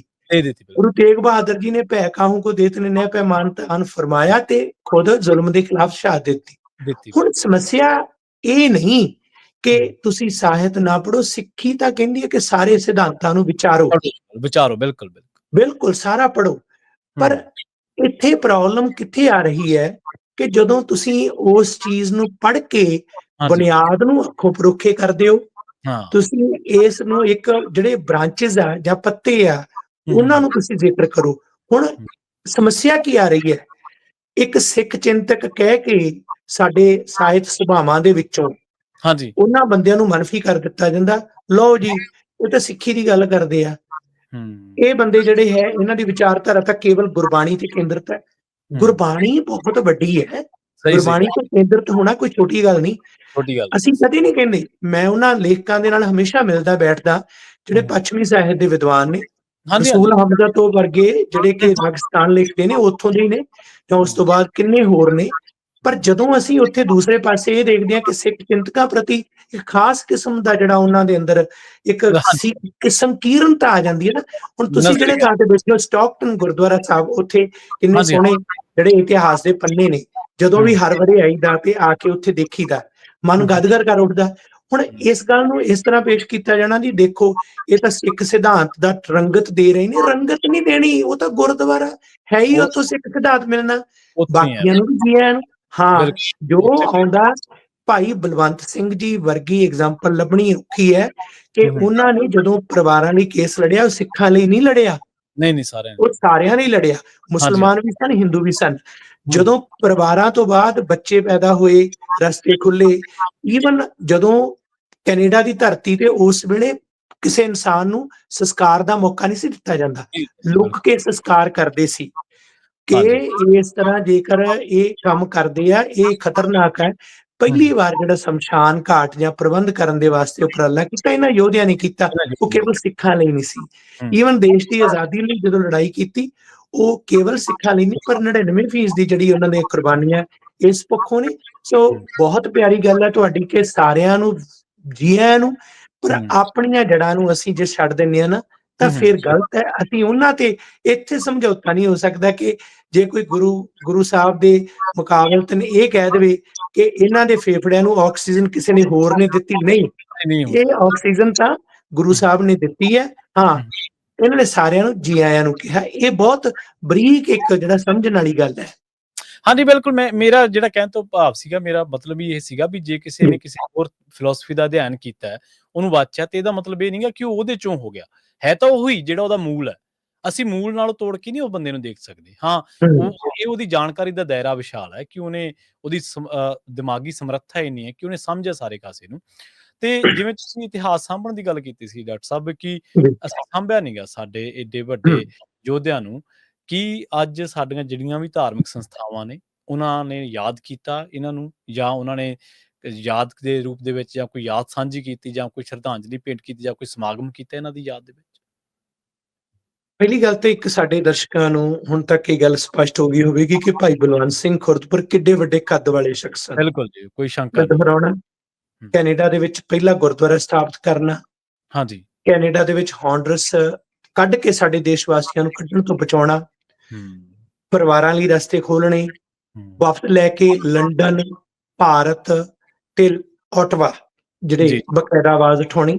ਫਿਰ ਉਸ ਤੋਂ ਬਾਅਦ ਜਿਹੜੇ ਗੁਰੂ ਨਾਨਕ ਜਹਾਜ਼ ਤੋਂ ਲੈ ਕੇ ਲੰਮੇ ਸਫ਼ਰ ਤੱਕ ਸਾਰਿਆਂ ਨੂੰ ਜਿਹੜਾ ਹੈ ਉਸ ਲਈ ਸੰਘਰਸ਼ ਕਰਨਾ। ਤੇ ਇਹ ਸਾਰਾ ਕੁਝ ਜਿਹੜਾ ਇੱਕ ਐਡੇ ਸ਼ਖਸੀਅਤ ਵਾਸਤੇ ਜਿਹੜੇ ਕਿ ਜ਼ੁਬਾਨ ਤੇ ਪਕੜ ਅੰਗਰੇਜ਼ੀ ਦੇ ਮਾਹਰ ਸਾਰੇ, ਉਹ ਏਡੇ ਵੱਡੇ ਸਨ, ਉਹ ਬਹੁਤ ਹੀ ਮੋਹਰੀ ਸਿੱਖਾਂ ਦੇ ਵਿੱਚੋਂ ਇੱਕ ਸਨ। ਹੁਣ ਦੂਜਾ ਸਵਾਲ ਤੁਹਾਡਾ ਜੀ, ਇਹ ਸਵਾਲ ਮੈਂ ਅਮਰੀਕਾ ਦੇ ਸਾਈਡ ਤੇ ਆਪ ਜੀ ਨੂੰ ਕਰ ਰਿਹਾ, ਹਾਂਜੀ ਹਾਂਜੀ, ਇੱਥੇ ਮੈਂ ਬੈਠਾ। 29 ਮਾਰਚ ਦਾ ਦਿਨ ਜੀ, ਅਸੀਂ ਇਹ ਦੇਖਣਾ ਕਿ ਕਿੰਨੇ ਕੁ ਅਸੀਂ ਪਹਿਲਾਂ ਤਾਂ ਉੱਥੇ ਆਉਣੇ ਆ ਜੀ, ਜਿਹੜੇ ਬੰਦੇ ਕਹਿੰਦੇ ਗਦਰੀ ਬਾਬੇ ਕੇਵਲ ਸਿੱਖਾਂ ਦੇ ਨਹੀਂ ਸੀ। ਠੀਕ ਹੈ ਜੀ, ਗਦਰੀ ਸਾਰਿਆਂ ਦੇ ਸੀ, ਤੇ ਅਸੀਂ ਵੀ ਕਹਿੰਦੇ ਗਦਰੀ ਸਿੱਖਾਂ ਦੇ ਨਹੀਂ ਸੀ, ਗਦਰੀ ਸਾਰਿਆਂ ਦੇ ਸੀ। ਬਾਬਾ ਬਲਵੰਤ ਸਿੰਘ ਜੀ ਖੁਰਦਪੁਰ ਸ਼ਹੀਦ ਤੇ ਹੋਰ ਕਿੰਨੀਆਂ ਕੁ ਪੰਜਾਬੀ ਸਾਹਿਤ ਸਭਾਵਾਂ ਉਹਨਾਂ ਦਾ ਦਿਨ ਮਨਾ ਰਹੀਆਂ ਕੱਲ ਨੂੰ? ਪਹਿਲਾ ਸਵਾਲ ਹੈ, ਕਿੰਨੇ ਕੁ ਲੇਖਕ ਮਨਾ ਰਹੇ ਆ, ਕਿੰਨੇ ਕੁ ਕਵੀ ਮਨਾ ਰਹੇ ਆ? ਜੀ ਸਹੀ ਹੈ। ਕਿੰਨਾ ਕੁ ਪੰਜਾਬੀ ਮੀਡੀਆ ਇੱਥੇ ਨਾ ਹੁੰਦਾ ਜੇ ਭਾਈ ਬਲਵੰਤ ਸਿੰਘ ਖੁਰਦਪੁਰ ਨਾ ਹੁੰਦੇ, ਪੰਜਾਬੀ ਅਖਬਾਰ ਨਾ ਹੁੰਦੇ, ਪੰਜਾਬੀ ਰੇਡੀਓ ਨਾ ਹੁੰਦੇ, ਪੰਜਾਬੀ ਟੈਲੀਵਿਜ਼ਨ ਨਾ ਹੁੰਦੇ, ਪੰਜਾਬੀ ਨਾ ਹੁੰਦੇ, ਪਰ ਕਿੰਨੇ ਕੁ ਮੀਡੀਆ ਵਾਲੇ ਉਹਨਾਂ ਨੂੰ ਯਾਦ ਕਰ ਰਹੇ ਆ? ਇਹ ਅੱਜ ਆਤਮ ਵਿਸ਼ਲੇਸ਼ਣ ਹੈ। ਤੁਸੀਂ ਤੇ ਮੈਂ ਗੱਲ ਕਰਦੇ ਅਸੀਂ ਸਾਰੇ ਆਪਣੀ ਪਹਿਲਾਂ, ਫਿਰ ਬਾਕੀਆਂ ਦੀ। ਵਾਕਿਆ ਜੀ, ਹੁਣ ਬਿਲਕੁਲ। ਆਉਂਦੇ ਆ ਗੁਰਦੁਆਰਾ ਸਾਹਿਬ ਜਿਨ੍ਹਾਂ ਦੇ ਗ੍ਰੰਥੀ ਸਿੰਘ, ਹੂੰ, ਹੂੰ। ਗੁਰੂ ਘਰ ਦੇ ਗ੍ਰੰਥੀ। ਹਾਂਜੀ। ਹੁਣ ਕਿੰਨੇ ਗੁਰਦੁਆਰੇ ਨੇ ਜੀ ਕੈਲੀਫੋਰਨੀਆ ਦੇ ਵਿੱਚ? ਮੈਂ ਕਹਿੰਦਾ ਬਿਲਕੁਲ। ਦਰਜਨੇ ਵੱਡੇ ਗੁਰਦੁਆਰੇ ਨੇ, ਤੇ ਹੂੰ, ਉਹਨਾਂ ਹੂੰ, ਚੋਂ ਕਈ ਗੁਰਦੁਆਰਿਆਂ ਦੀਆਂ ਤਾਂ ਖਬਰਾਂ ਅਸੀਂ ਉਹ ਵੀ ਸੁਣਦੇ ਹਾਂ ਨਿੱਤ, ਕੋਈ ਨਾ ਕੋਈ ਇੱਟ ਖੜਕੇ ਦੀ ਗਾਲੀ ਗੱਲ ਵੀ ਹੁੰਦੀ ਹੈ। ਹੂੰ। ਕੋਰਟਾਂ ਕਚਹਿਰੀਆਂ 'ਚ ਕਿੰਨੇ ਪੈਸੇ ਵੀ ਲੱਗਦੇ ਨੇ। ਹਾਂਜੀ, ਹਾਂਜੀ। ਪਰ ਉਹਨੂੰ ਵੀ ਇੱਕ ਪਾਸੇ ਅਸੀਂ ਰੱਖ ਦਈਏ ਕਿ ਉਹਨਾਂ ਨੂੰ ਯਾਦ ਹੈ ਕਿ ਸ਼ਹੀਦ ਬਲਵੰਤ ਸਿੰਘ ਖੁਰਦਪੁਰ ਦਾ ਸ਼ਹੀਦੀ ਦਿਨ ਉਸ ਬੰਦੇ ਦਾ, ਜਿਹੜਾ ਕਿ 20ਵੀਂ ਸਦੀ ਦੇ ਵਿੱਚ ਦੱਸਣਾ ਹੋਵੇ ਕਿ ਗ੍ਰੰਥੀ ਕਿਹੋ ਜਿਹੇ ਨੇ ਤੇ ਭਾਈ ਬਲਵੰਤ ਸਿੰਘ ਦਾ ਨਾਂ ਲਿਆ ਜਾਂਦਾ, ਹੂੰ, ਹੂੰ, ਮਨਾ ਹੂੰ। ਰਹੇ ਨੇ। ਜੇ ਉਹ ਸਹੀ ਹੈ। ਗੁਰਦੁਆਰੇ ਨਹੀਂ ਮਨਾ ਰਹੇ ਤਾਂ ਹੂੰ। ਸਾਨੂੰ ਗੈਰ ਸਿੱਖਾਂ ਤੇ ਕਾਹਦਾ ਇਤਰਾਜ਼ ਆ, ਅਨਮਤੀਆਂ ਤੇ ਕਾਹਦਾ ਇਤਰਾਜ਼ ਆ? ਸਹੀ ਹੈ। ਅਸੀਂ ਖੁਦ ਨਹੀਂ ਜੇ ਕਰ ਰਹੇ। ਇਹੀ ਗੱਲ ਮੈਂ ਅੱਜ ਸਵੇਰ ਤੋਂ ਤੇ ਕੱਲ ਜੀ। ਤੋਂ ਲੈ ਕੇ ਹੂੰ, ਇੱਥੇ ਹੂੰ। ਗੁਰਦੁਆਰੇ ਨੂੰ ਮੈਂ ਫੋਨ ਕੀਤਾ, ਜਿਨ੍ਹਾਂ ਚੋਂ ਇੱਕ ਵਾਹਿਗੁਰੂ ਨੇ ਮਿਹਰ ਕੀਤੀ ਕਿ ਸਾਡੇ ਸੰਪਰਕ ਤੋਂ ਬਾਅਦ ਉਹਨਾਂ ਨੇ ਨਿਸ਼ਚਾ ਕੀਤਾ, ਜਿਨ੍ਹਾਂ ਚ ਗੁਰਦੁਆਰਾ ਦਸ਼ਮੇਸ਼ ਦਰਬਾਰ ਸ੍ਰੀ 29 ਮਾਰਚ ਦਿਨ ਸ਼ਨਿਚਰਵਾਰ ਸ਼ਾਮ ਨੂੰ 6:15 ਵਜੇ ਉਹ ਮਨਾ ਰਹੇ ਆ। ਜੀ। ਗੁਰਦੁਆਰਾ ਗੁਰੂ ਨਾਨਕ ਗੁਰਦੁਆਰਾ ਸਾਹਿਬ, ਜਿੱਥੇ ਭਾਈ ਹਰਦੀਪ ਸਿੰਘ ਨਿੱਜਰ ਸ਼ਹੀਦ ਹੋਏ ਸਨ, ਉਹ 29 ਮਾਰਚ ਸ਼ਾਮ ਨੂੰ 4 ਵਜੇ ਮਨਾ ਰਹੇ ਆ। ਗੁਰਦੁਆਰਾ ਸਾਹਿਬ ਸਿੰਘ ਸਭਾ ਸਰੀ 30 ਮਾਰਚ ਦਿਨ ਐਤਵਾਰ ਨੂੰ ਕਰ ਰਹੇ ਆ। ਇਸੇ ਤਰੀਕੇ ਨਾਲ ਕੁਝ ਹੋਰ ਸੰਸਥਾਵਾਂ ਨੇ ਮੇਰੇ ਨਾਲ ਵਾਅਦਾ ਕੀਤਾ, ਮੈਂ ਜਿੰਨਾ ਕੁ ਸੰਪਰਕ ਕਰ ਸਕਿਆ। ਹੁਣ ਇਸ ਮਾਧਿਅਮ ਰਾਹੀਂ, ਆਪ ਜੀ ਰਾਹੀਂ ਮੈਂ ਹੂੰ, ਇਹ ਹੂੰ, ਹੂੰ। ਬੇਨਤੀ ਕਰਦਾ, ਇਹ ਹੂੰ। ਗੱਲ ਮੈਂ ਇੱਕ ਬੜੀ ਥੋੜੀ ਸਖਤ ਸ਼ਬਦਾਂ ਵਾਲੀ ਗੱਲ ਕਰ ਰਿਹਾ ਗਾ, ਜੀ, ਜੀ, ਖਿਮਾ ਜੀ। ਮੰਗ ਕੇ, ਆਪਣੇ ਵੱਲੋਂ ਨਹੀਂ, ਮੈਂ ਹੂੰ। ਕਿਸੇ ਹਵਾਲੇ ਨਾਲ ਗੱਲ ਕਰ ਰਿਹਾ। ਗਿਆਨੀ ਕੇਸਰ ਸਿੰਘ ਨਾਵਲਿਸਟ ਹੋਏ ਨੇ, ਹਾਂਜੀ। ਜਿਨ੍ਹਾਂ ਨੇ ਕੈਨੇਡਾ ਦੇ ਸਿੱਖ ਯੋਧਿਆਂ ਦਾ ਬਹੁਤ ਇਤਿਹਾਸ ਲਿਖਿਆ। ਉਹਨਾਂ ਦੀ ਇੱਕ ਕਿਤਾਬ ਹੈ ਭਾਈ ਬਲਵੰਤ ਸਿੰਘ ਜੀ ਖੁਰਦਪੁਰ ਦੀ ਸ਼ਹਾਦਤ ਬਾਰੇ। ਕਿਤਾਬ ਦਾ ਨਾਮ ਠੀਕ ਹੈ ਸਿੰਘ ਜੀ। ਸਾਹਿਬ ਦੀ ਸ਼ਹਾਦਤ, ਠੀਕ ਹੈ। ਪੜ੍ਹਨਯੋਗ ਕਿਤਾਬ ਹੈ। ਹੋਰ ਹੂੰ, ਵੀ ਹੂੰ। ਲਿਖੀਆਂ ਭਾਈ ਰਾਜਵਿੰਦਰ ਸਿੰਘ ਰਾਹੀ ਜੀ ਦੀਆਂ ਕਿਤਾਬਾਂ, ਅਜਮੇਰ ਹੂੰ। ਸਿੰਘ ਜੀ ਦੀਆਂ, ਬਰਿਆਮ ਸਿੰਘ ਸੰਧੂ ਹੋਰਾਂ ਦੀਆਂ ਕਿਤਾਬਾਂ ਨੇ, ਸੋਹਣ ਸਿੰਘ ਪੂਨੀ ਜੀ ਦੀਆਂ ਕਿਤਾਬਾਂ ਨੇ। ਸਾਰੇ ਹੀ ਸਾਹਿਤ ਪੜ੍ਹੋ, ਵਿਚਾਰ ਸਾਰਿਆਂ ਦੇ ਆਪੋ ਆਪਣੇ, ਸਾਰੇ ਪੜ੍ਹਨੇ ਚਾਹੀਦੇ ਆ।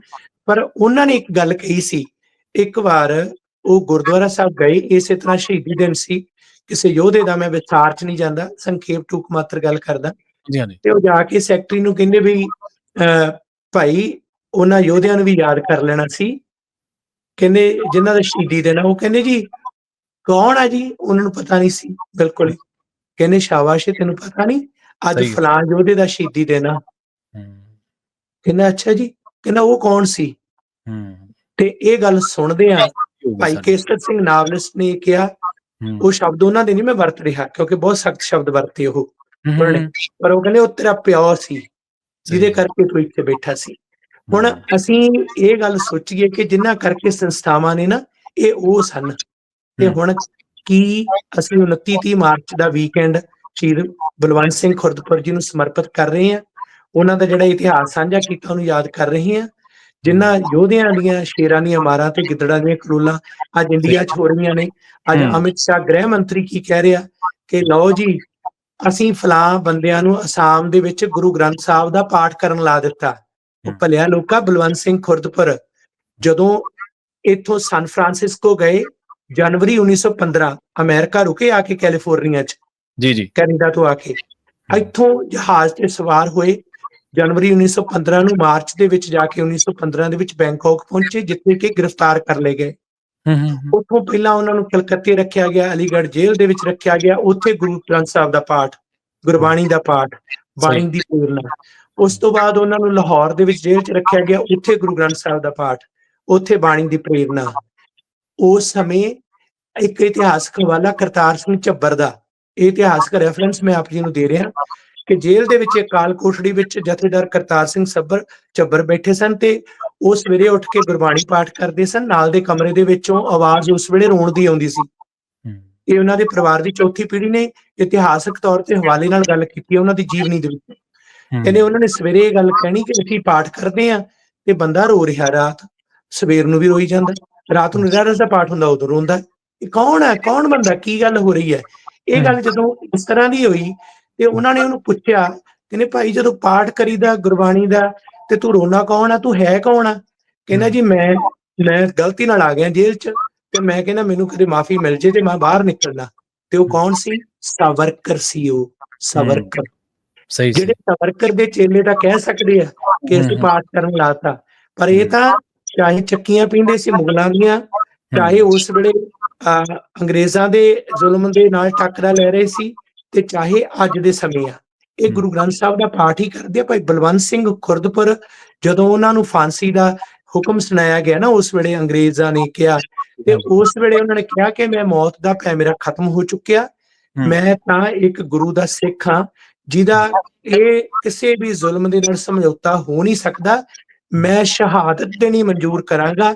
ਇਹਨਾਂ ਲੋਕਾਂ ਦੇ ਅੱਗੇ ਗੋਡੇ ਟੇਕਣ ਦਾ ਸਵਾਲ ਹੀ ਪੈਦਾ ਨਹੀਂ ਹੁੰਦਾ, ਕਿਉਂਕਿ ਮੇਰੇ ਗੁਰੂ ਨੇ ਮੈਨੂੰ ਮਾਫੀਆਂ ਨਹੀਂ ਸਿਖਾਈਆਂ, ਜ਼ੁਲਮ ਦੇ ਨਾਲ ਟੱਕਰ ਲੈਣਾ ਸਿਖਾਇਆ। ਇਹ ਸਾਡੇ ਉਹ ਯੋਧੇ ਨੇ ਅੱਜ ਭਾਰਤ ਦੇ ਉੱਪਰ ਜਿਨ੍ਹਾਂ ਦਾ ਕਬਜ਼ਾ ਹੈ, ਉਹ ਸਿਧਾਂਤ ਬਿਲਕੁਲ ਉਹਨਾਂ ਦੇ ਉਲਟ ਹੈ, ਜਿਹਦੇ ਕਰਕੇ ਸਾਨੂੰ ਇਸ ਗੱਲ ਦਾ ਮਹਾ ਦੁੱਖ ਹੈ। ਜੀ ਬਿਲਕੁਲ। ਤੇ ਜਾਂਦਿਆਂ ਦੇ ਉਹ ਜਿਹੜਾ ਦ੍ਰਿਸ਼ ਆ ਉਹ ਜ਼ਰੂਰ ਸਾਡੇ ਦਰਸ਼ਕਾਂ ਦੇ ਨਾਲ, ਸਰੋਤਿਆਂ ਦੇ ਨਾਲ ਸਾਂਝਾ ਕਰ ਦਿਓ, ਜਦੋਂ ਉਹਨਾਂ ਦੀ ਸ਼ਹਾਦਤ ਹੁੰਦੀ ਆ, ਜਾਂ ਜਿਵੇਂ ਤੁਸੀਂ ਜ਼ਿਕਰ ਕਰ ਹੀ ਚੁੱਕੇ ਹੋ, ਉਹਨਾਂ ਨੂੰ ਫੜਿਆ ਜਾਂਦਾ ਤੇ ਕਿਸ ਮਾਮਲੇ ਦੇ ਵਿੱਚ ਉਹ ਫਿਰ ਉਹਨਾਂ ਨੂੰ ਫਾਂਸੀ ਦੀ ਸਜ਼ਾ ਹੁੰਦੀ ਹੈ। ਅਸਲ 'ਚ ਉਸ ਵੇਲੇ ਜਿਹੜਾ ਇੱਕ ਫੈਸਲਾ ਸੀ, ਉਹ ਸੀ ਲਾਹੌਰ ਕੌਨਸਪੀਰੇਸੀ ਕੇਸ।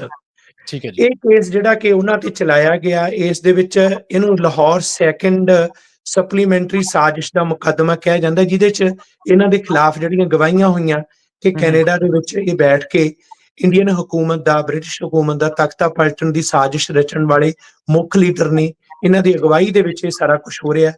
ਉਸ ਦੇ ਵਿੱਚ ਜਿਹੜਾ ਟਾਊਟ ਬੇਲਾ ਜਿਆਣ ਕੈਨੇਡਾ ਦਾ ਸੀ, ਉਹਦੇ ਨਾਲ ਦਾ ਉਹਦਾ ਸਾਥੀ ਗੰਗਾ ਰਾਮ, ਉਹਦਾ ਭਰਾ ਅਮਨ ਸਹੋਤਾ ਸੀ, ਫਿਰ ਮੰਗਲ ਜਿਆਣ ਇਹਨਾਂ ਦੇ ਵਿੱਚੋਂ ਸੀ, ਇੱਕ ਬੇਅੰਤ ਸਿੰਘ, ਹੋਰ ਕਈ ਸਨ। ਪਰ ਸਭ ਤੋਂ ਵੱਡੀ ਗੱਲ ਤਾਂ ਇਹ ਸੀ ਕਿ ਇਹਨਾਂ ਨੇ ਜਿਸ ਤਰ੍ਹਾਂ ਦਾ ਪ੍ਰਚਾਰ ਕੀਤਾ ਸੀ, ਜਿਸ ਤਰ੍ਹਾਂ ਦੀ ਇਹਨਾਂ ਦੀ ਸ਼ਖਸੀਅਤ ਸੀ, ਜਿੱਡੇ ਤਕੜੇ ਬੁਲਾਰੇ ਸੀ, ਇਹ ਇਸ ਕਰਕੇ ਇਹਨਾਂ ਨੂੰ ਇਸ ਗੱਲ ਦੇ ਵਿੱਚ ਲਪੇਟਿਆ ਗਿਆ। ਤੁਸੀਂ ਹੈਰਾਨ ਹੋਵੋਗੇ ਕਿ ਬਲਵੰਤ ਸਿੰਘ ਖੁਰਦਪੁਰ ਨੇ ਇੱਕ ਵੀ ਬੰਦਾ ਜਿਹੜਾ ਕਿਸੇ ਤੇ ਬੰਬ ਨਹੀਂ ਸੁੱਟਿਆ, ਕਿਸੇ ਨੂੰ ਪਿਸਤੌਲ ਨਾਲ ਗੋਲੀ ਨਹੀਂ ਮਾਰੀ, ਕਿਸੇ ਦਾ ਕਤਲ ਨਹੀਂ ਕੀਤਾ। ਬਲਵੰਤ ਸਿੰਘ ਖੁਰਦਪੁਰ ਸਿਆਸੀ ਸਪੀਕਰ ਸਨ। ਉਹਨਾਂ ਨੇ ਓਟਵਾ ਦੇ ਵਿੱਚ ਸਪੀਚਾਂ ਦਿੱਤੀਆਂ, ਲੰਡਨ ਦੇ ਵਿੱਚ, ਤੇ ਭਾਰਤ ਦੇ ਵਿੱਚ ਵਾਇਸਰਾਏ ਨਾਲ ਮੁਲਾਕਾਤ ਕੀਤੀ, ਜਿਹਨੂੰ ਅਸੀਂ ਕਹਿੰਦੇ ਨਾ ਜਿਹੜੇ ਤਰੀਕੇ ਆ ਸਾਰੇ, ਜਿਹੜੇ ਤਰੀਕੇ ਡੈਮੋਕ੍ਰੈਟਿਕ ਵੇ, ਅੱਜ ਵੀ ਅਸੀਂ ਕਹਿੰਦੇ ਟੇਬਲ ਟਾਕ, ਜਿੱਥੇ ਉਹਨਾਂ ਨੇ ਆਪਣੀ ਹਰੇਕ ਗੱਲ ਕੀਤੀ, ਉੱਥੇ ਨਾਲ ਇਹ ਵੀ ਕਿਹਾ ਕਿ ਜ਼ੁਲਮ ਦੇ ਖਿਲਾਫ ਅਸੀਂ ਹਥਿਆਰਬੰਦ ਸੰਘਰਸ਼ ਲਈ ਵੀ ਤਿਆਰ ਆ, ਜ਼ੁਲਮ ਦੇ ਖਿਲਾਫ ਕਲਮ ਲਈ ਵੀ ਤਿਆਰ ਆ। ਦੋਨੇ ਸਿੱਖੀ ਦੇ ਵਿੱਚ ਦੋਨੇ ਸਿਧਾਂਤ, ਵਿਚਾਰ ਤੇ ਹਥਿਆਰ ਨਾਲੋਂ ਨਾਲ ਚੱਲਦੇ ਨੇ, ਪਰ ਵਿਚਾਰ ਜਿਹੜੇ ਆ ਹਥਿਆਰ ਨੂੰ ਗਾਈਡ ਕਰਦੇ ਆ, ਹਥਿਆਰ ਵਿਚਾਰਾਂ ਨੂੰ ਗਾਈਡ ਨਹੀਂ ਕਰਦਾ। ਇਹ ਗੱਲ ਸੋ ਇਹ ਗੱਲ ਨੂੰ ਸਮਝਣਾ ਪੈਣਾ ਕਿ ਇਹ ਜਿਹੜੇ ਭਾਈ ਬਲਵੰਤ ਸਿੰਘ ਜੀ ਖੁਰਦਪੁਰ ਦੇ ਉੱਪਰ ਅੰਗਰੇਜ਼ਾਂ ਨੇ ਇਹ ਤਖਤਾ ਪਲਟਾਉਣ ਦੀ ਸਾਜ਼ਿਸ਼ ਰਚਣ ਦਾ ਦੋਸ਼ ਲਾਇਆ। ਸੋ ਜਿਹੜੀ ਉੱਥੇ ਜੇਲ੍ਹ ਦੇ ਵਿੱਚ, ਜਿੱਥੇ ਉਹਨਾਂ ਨੇ ਬਕਾਇਦਾ, ਜਦੋਂ ਉਹਨਾਂ ਨੂੰ ਜੁਲਾਈ 1916 ਦੇ ਵਿੱਚ ਇਹ ਸਜ਼ਾ ਜਿਹੜੀ ਹੈ ਝੂਠੀਆਂ ਗਵਾਹੀਆਂ ਦੇ ਆਧਾਰ ਦੇ ਉੱਪਰ ਇਹ ਫੈਸਲਾ ਕਰਾਰ ਦਿੰਦੇ ਆ, ਇੰਡੀਅਨ ਪੈਨਲ ਕੋਡ ਦਾ ਜਿਹੜਾ ਇਹ ਮੁਕੱਦਮਾ ਸੀ, ਉਹਦੇ ਵਿੱਚ ਉਹਨਾਂ ਨੂੰ ਫਾਂਸੀ ਦੀ ਸਜ਼ਾ ਸੁਣਾਈ ਗਈ ਤੇ ਨਾਲ ਹੀ ਜ਼ਮੀਨ ਜਾਇਦਾਦ ਸਾਰੀ ਜ਼ਬਤ ਕਰਨ ਦੇ ਹੁਕਮ ਹੋਏ। ਤੇ ਉਹਨਾਂ ਨੇ ਉਸ ਵੇਲੇ ਜਿਹੜੇ ਬੋਲ ਸਨ ਉਹ ਸੀ ਕਿ ਰਾਜਸੀ ਮੌਤ ਮਰਨ ਨਾਲ ਮੈਨੂੰ ਖੁਸ਼ੀ ਹੈ ਤੇ ਮੈਨੂੰ ਇਹਦਾ ਜ਼ਰਾ ਵੀ ਭੈ ਨਹੀਂ ਹੈ। ਤੇ 29 ਮਾਰਚ 1917 ਨੂੰ ਇਹ ਜਿਹੜੀ ਕਿ ਅੱਜ ਦੇ ਇਹ ਇਤਿਹਾਸਕ ਘੜੀਆਂ ਦੇ ਵਿੱਚ ਉਹਨਾਂ ਨੂੰ ਇਹ ਫਾਂਸੀ ਦਿੱਤੀ ਗਈ। ਸੋ ਵਿਚਾਰਨ ਵਾਲੀ ਗੱਲ ਇਹ ਹੈ ਕਿ ਉਸ ਯੋਧੇ ਦਾ ਜਿਹੜਾ शहीद की जो मौत है वो कौम की हयात है, हयात तो हयात है, वो मौत भी हयात है। जद डुलदा खून शहीदां दा तकदीर बदलदी कौमां दी। पर ਜਿਹੜੇ ਉਹਨਾਂ ਦੇ ਨਾਂ ਤੇ ਮੇਲੇ ਲਾਉਂਦੇ ਨੇ, ਜਿਹੜੇ ਮੇਲਿਆਂ ਦੇ ਵਿੱਚ ਅਜੀਬ ਕਿਸਮ ਦੇ ਨਚਾਰ ਨਚਾਉਂਦੇ ਨੇ, ਜਿਹੜੇ ਇੱਕ ਰਾਸ਼ਟਰ ਇੱਕ ਭਾਸ਼ਾ ਦੀਆਂ ਗੱਲਾਂ ਵੀ ਕਰਦੇ ਨੇ, ਕਦੇ ਉਹ ਜਾ ਕੇ ਸਟੇਜਾਂ ਤੇ ਇਹੋ ਜਿਹੇ ਗੀਤ ਗਾਇਨ ਕਰਨ ਵਾਲੇ ਲਾ ਦਿੰਦੇ ਨੇ ਜਿਨ੍ਹਾਂ ਦਾ ਗਦਰ ਲਹਿਰ ਦੇ ਨਾਲ ਕੋਈ ਵਾਸਤਾ ਨਹੀਂ ਹੁੰਦਾ। ਉਹਨਾਂ ਦੇ ਗਾਉਣ ਵਾਲੀਆਂ, ਨੱਚਣ ਵਾਲੀਆਂ ਜਾਂ ਬੰਦੇ ਉਹ ਬਿਲਕੁਲ ਉਹਦੇ ਉੱਪਰ ਉਹਦੇ ਉਲਟ ਚੱਲਦੇ ਨੇ। ਤੇ ਜਿਹੜੇ ਹਾਰ ਵੀ ਪਾਉਂਦੇ ਨੇ ਉਹਨਾਂ ਯੋਧਿਆਂ ਦੇ, ਉਹ ਹਾਰ ਪਾਉਣ ਵਾਲੇ ਹੱਥ ਵੀ ਦੇਖਣੇ ਪੈਣੇ ਨੇ ਕਿ ਇਹੀ ਤਾਂ ਨਹੀਂ ਫਾਂਸੀ ਦਿਵਾਉਣ ਵਾਲੇ, ਕਿਉਂਕਿ ਕਾਤਲ ਮੱਥਾ ਟੇਕਣ ਆਏ ਸ਼ਹੀਦਾਂ ਦੀਆਂ ਚਿਤਾਵਾਂ ਤੇ, ਹਾਕਮਾਂ ਝੂਠੇ ਲਾਰੇ ਲਾਏ ਸ਼ਹੀਦਾਂ ਦੀਆਂ ਚਿਤਾਵਾਂ ਤੇ। ਕਹਿਣ ਨੂੰ ਤਾਂ ਇਹ ਕਹਿੰਦੇ ਕਿ ਸ਼ਹੀਦੋਂ ਕੇ ਚਿਤਾਓਂ ਪਰ ਲੱਗेंगे हर बरस मेले, ਹਰ ਬਰਸ ਮੇਲੇ ਲਾਉਣ ਵਾਲੇ ਕੌਣ ਨੇ ਇਹ ਵੀ ਦੇਖਣਾ ਪੈਣਾ। ਸੋ ਅਸੀਂ ਇਹ ਗੱਲ ਨੂੰ ਸਮਝੀਏ। ਸੋ ਤੁਹਾਨੂੰ ਇਸ ਗੱਲ ਲਈ ਇੱਕ ਵਾਰ ਫਿਰ ਮੈਂ ਇਸ ਗੱਲ ਲਈ ਪ੍ਰਸ਼ੰਸਾ ਕਰਦਾ ਕਿ ਏਡੇ ਮਹਾਨ ਯੋਧੇ ਜਿਨ੍ਹਾਂ ਦਾ ਕੈਨੇਡਾ ਨਾਲ ਨਹੀਂ, ਅਮਰੀਕਾ ਨਾਲ ਨਹੀਂ, ਕੇਵਲ ਇਹਨਾਂ ਵਿਦੇਸ਼ਾਂ ਨਾਲ ਨਹੀਂ, ਭਾਰਤ ਦੇ ਵਿੱਚ ਵੀ ਅਣਵੰਡੇ ਪੰਜਾਬ ਦੇ ਵਾਸਤੇ ਵੀ, ਪੂਰੇ ਭਾਰਤ, ਪਾਕਿਸਤਾਨ, ਬੰਗਲਾਦੇਸ਼, ਉਹਨਾਂ ਸਾਰਿਆਂ ਦੀ ਆਜ਼ਾਦੀ ਦੇ ਵਾਸਤੇ ਇਹ ਸ਼ਹੀਦੀ ਜਿਨ੍ਹਾਂ ਨੇ ਦਿੱਤੀ ਹੈ, ਉਹ ਪਹਿਲੇ ਗ੍ਰੰਥੀ ਕੈਨੇਡਾ ਦੇ ਭਾਈ ਬਲਵੰਤ ਸਿੰਘ ਜੀ ਖੁਰਦਪੁਰ, ਉਹਨਾਂ ਨੂੰ ਵਾਰ-ਵਾਰ ਪ੍ਰਣਾਮ ਕਰਦੇ ਹਾਂ ਜੀ। ਜੀ। ਜਿਵੇਂ ਤੁਸੀਂ ਚਿਤਰਨ ਕਰ ਰਹੇ ਸੀ ਨਾ ਘਟਨਾਵਾਂ ਦਾ, ਜਦੋਂ ਤੁਸੀਂ ਦੱਸ ਰਹੇ ਸੀ ਤਾਂ ਉਹ ਘਟਨਾਵਾਂ ਇਨ ਬਿਨ ਇਉਂ ਕਿਸੇ ਫਿਲਮ ਵਾਂਗੂ ਅੱਖਾਂ ਦੇ ਮੂਹਰੇ ਘੁੰਮ ਰਹੀਆਂ ਸੀ। ਜਦੋਂ ਕਿਸੇ ਵਿਅਕਤੀ ਵਿਸ਼ੇਸ਼ ਦਾ ਜ਼ਿਕਰ ਕੀਤਾ ਜਾਂਦਾ, ਉਹਦੀ ਸ਼ਖਸੀਅਤ ਦਾ, ਕਿ ਉਹ ਕਿਹੋ ਜਿਹੀ ਸ਼ਖਸੀਅਤ ਦਾ ਮਾਲਕ ਸੀ, ਤਾਂ ਫਿਰ ਅਸੀਂ ਉਹਨੂੰ ਆਪਦੇ ਮਨਾਂ ਦੇ ਵਿੱਚ ਅਚੇਤ ਸਕਦੇ ਹਾਂ ਕਿ ਉਹ ਕਿਹੋ ਜਿਹੇ ਹੋਣਗੇ। ਕਿਉਂਕਿ ਆਪਾਂ ਜਦੋਂ ਪੜ੍ਹਦੇ ਹਾਂ ਇਤਿਹਾਸ ਨੂੰ, ਤਾਂ ਆਪਣੇ ਮਨਾਂ ਦੇ ਵਿੱਚ ਤਸਵੀਰਾਂ ਬਣ ਜਾਂਦੀਆਂ ਨੇ ਕਿ ਅੱਛਾ, ਇਹ ਇਸ ਤਰ੍ਹਾਂ ਦਾ ਯੋਧਾ ਸੀ, ਇਸ ਤਰ੍ਹਾਂ ਦਾ ਸ਼ਹੀਦ ਸੀ, ਟੇਬਲ ਟਾਕ ਕਰਨ ਵਾਲੇ। ਔਰ ਜਿਵੇਂ ਕਿ ਆਪਾਂ ਗੁਰੂ ਸਾਹਿਬ ਪਹਿਲੇ ਪਾਤਸ਼ਾਹ ਵੀ ਕਹਿੰਦੇ ਨੇ ਵੀ ਰੋਸ ਨਾ ਕੀਜੇ ਉੱਤਰ ਦੀਜੇ, ਤਾਂ ਉਹ ਉਸ ਚੀਜ਼ਾਂ ਤੇ ਵੀ ਖਰੇ ਉਤਰਦੇ, ਉਸ ਮਿਆਰ ਤੇ ਵੀ ਖਰੇ ਉਤਰਦੇ, ਹਰ ਮਿਆਰ ਤੇ ਖਰੇ ਉਤਰਦੇ ਸ਼ਖਸੀਅਤਾਂ ਸੀਗੀਆਂ ਇਹ। ਪਰ ਸਾਡੇ ਲਈ ਬੜੀ ਮੰਦਭਾਗੀ ਗੱਲ ਆ ਕਿ ਅਸੀਂ ਇਹਨਾਂ ਤੋਂ ਸੇਧ ਲੈਣ ਦੀ ਬਜਾਏ ਅੱਜ ਅਸੀਂ ਇਹਨਾਂ ਨੂੰ ਵਿਸਾਰ ਚੁੱਕੇ ਹਾਂ। ਸਾਨੂੰ ਆਪਣੇ ਆਪ ਤੇ ਸ਼ਰਮ ਵੀ ਮਹਿਸੂਸ ਕਰਨੀ ਚਾਹੀਦੀ ਹੈ, ਤੇ ਆਉਣ ਵਾਲੇ ਸਮੇਂ ਦੇ ਵਿੱਚ ਅਸੀਂ ਇਹਨਾਂ ਨੂੰ ਕਿਵੇਂ ਯਾਦ ਕਰੀਏ, ਉਹਦੇ ਲਈ ਸਾਨੂੰ ਅੱਜ ਤੋਂ ਹੀ ਤਿਆਰੀਆਂ ਜਿਹੜੀਆਂ ਕੱਸਣੀਆਂ ਸ਼ੁਰੂ ਕਰ ਦੇਣੀਆਂ ਚਾਹੀਦੀਆਂ। ਤੁਸੀਂ ਇਹਨਾਂ ਮਹਾਨ ਸ਼ਹੀਦਾਂ ਦੇ ਬਾਰੇ, ਇਹਨਾਂ ਦੀਆਂ ਮਹਾਨ ਗਥਾਵਾਂ ਸਾਡੇ ਨਾਲ ਸਾਂਝੀਆਂ ਕੀਤੀਆਂ। ਤੁਹਾਡਾ ਗੁਰਵਿੰਦਰ ਸਿੰਘ ਧਾਲੀਵਾਲ ਜੀ, ਡਾਕਟਰ ਸਾਹਿਬ, ਤੁਹਾਡਾ ਬਹੁਤ ਬਹੁਤ ਧੰਨਵਾਦ। ਬਹੁਤ ਸ਼ੁਕਰੀਆ ਇੱਕ ਵਾਰ ਫਿਰ ਪੰਜਾਬੀ ਰੇਡੀਓ USA ਦਾ, ਤੁਹਾਡਾ ਵਿਸ਼ੇਸ਼ ਕਰਕੇ ਸਾਰੇ ਦਰਸ਼ਕਾਂ ਦਾ, ਕਿਉਂਕਿ ਇਹ ਧਰਤੀ ਵੀ ਗਦਰੀ ਬਾਬਿਆਂ ਦੀ ਧਰਤੀ ਹੈ ਜਿੱਥੋਂ ਤੁਸੀਂ ਬੋਲ ਰਹੇ ਹੋ, ਜਿੱਥੇ ਅਸੀਂ ਬੈਠੇ ਹਾਂ ਇਹ ਉਹਨਾਂ ਯੋਧਿਆਂ ਦੀ ਧਰਤੀ ਹੈ, ਭਾਈ ਬਲਵੰਤ ਸਿੰਘ ਖੁਰਦਪੁਰ ਜੀ ਦੀ।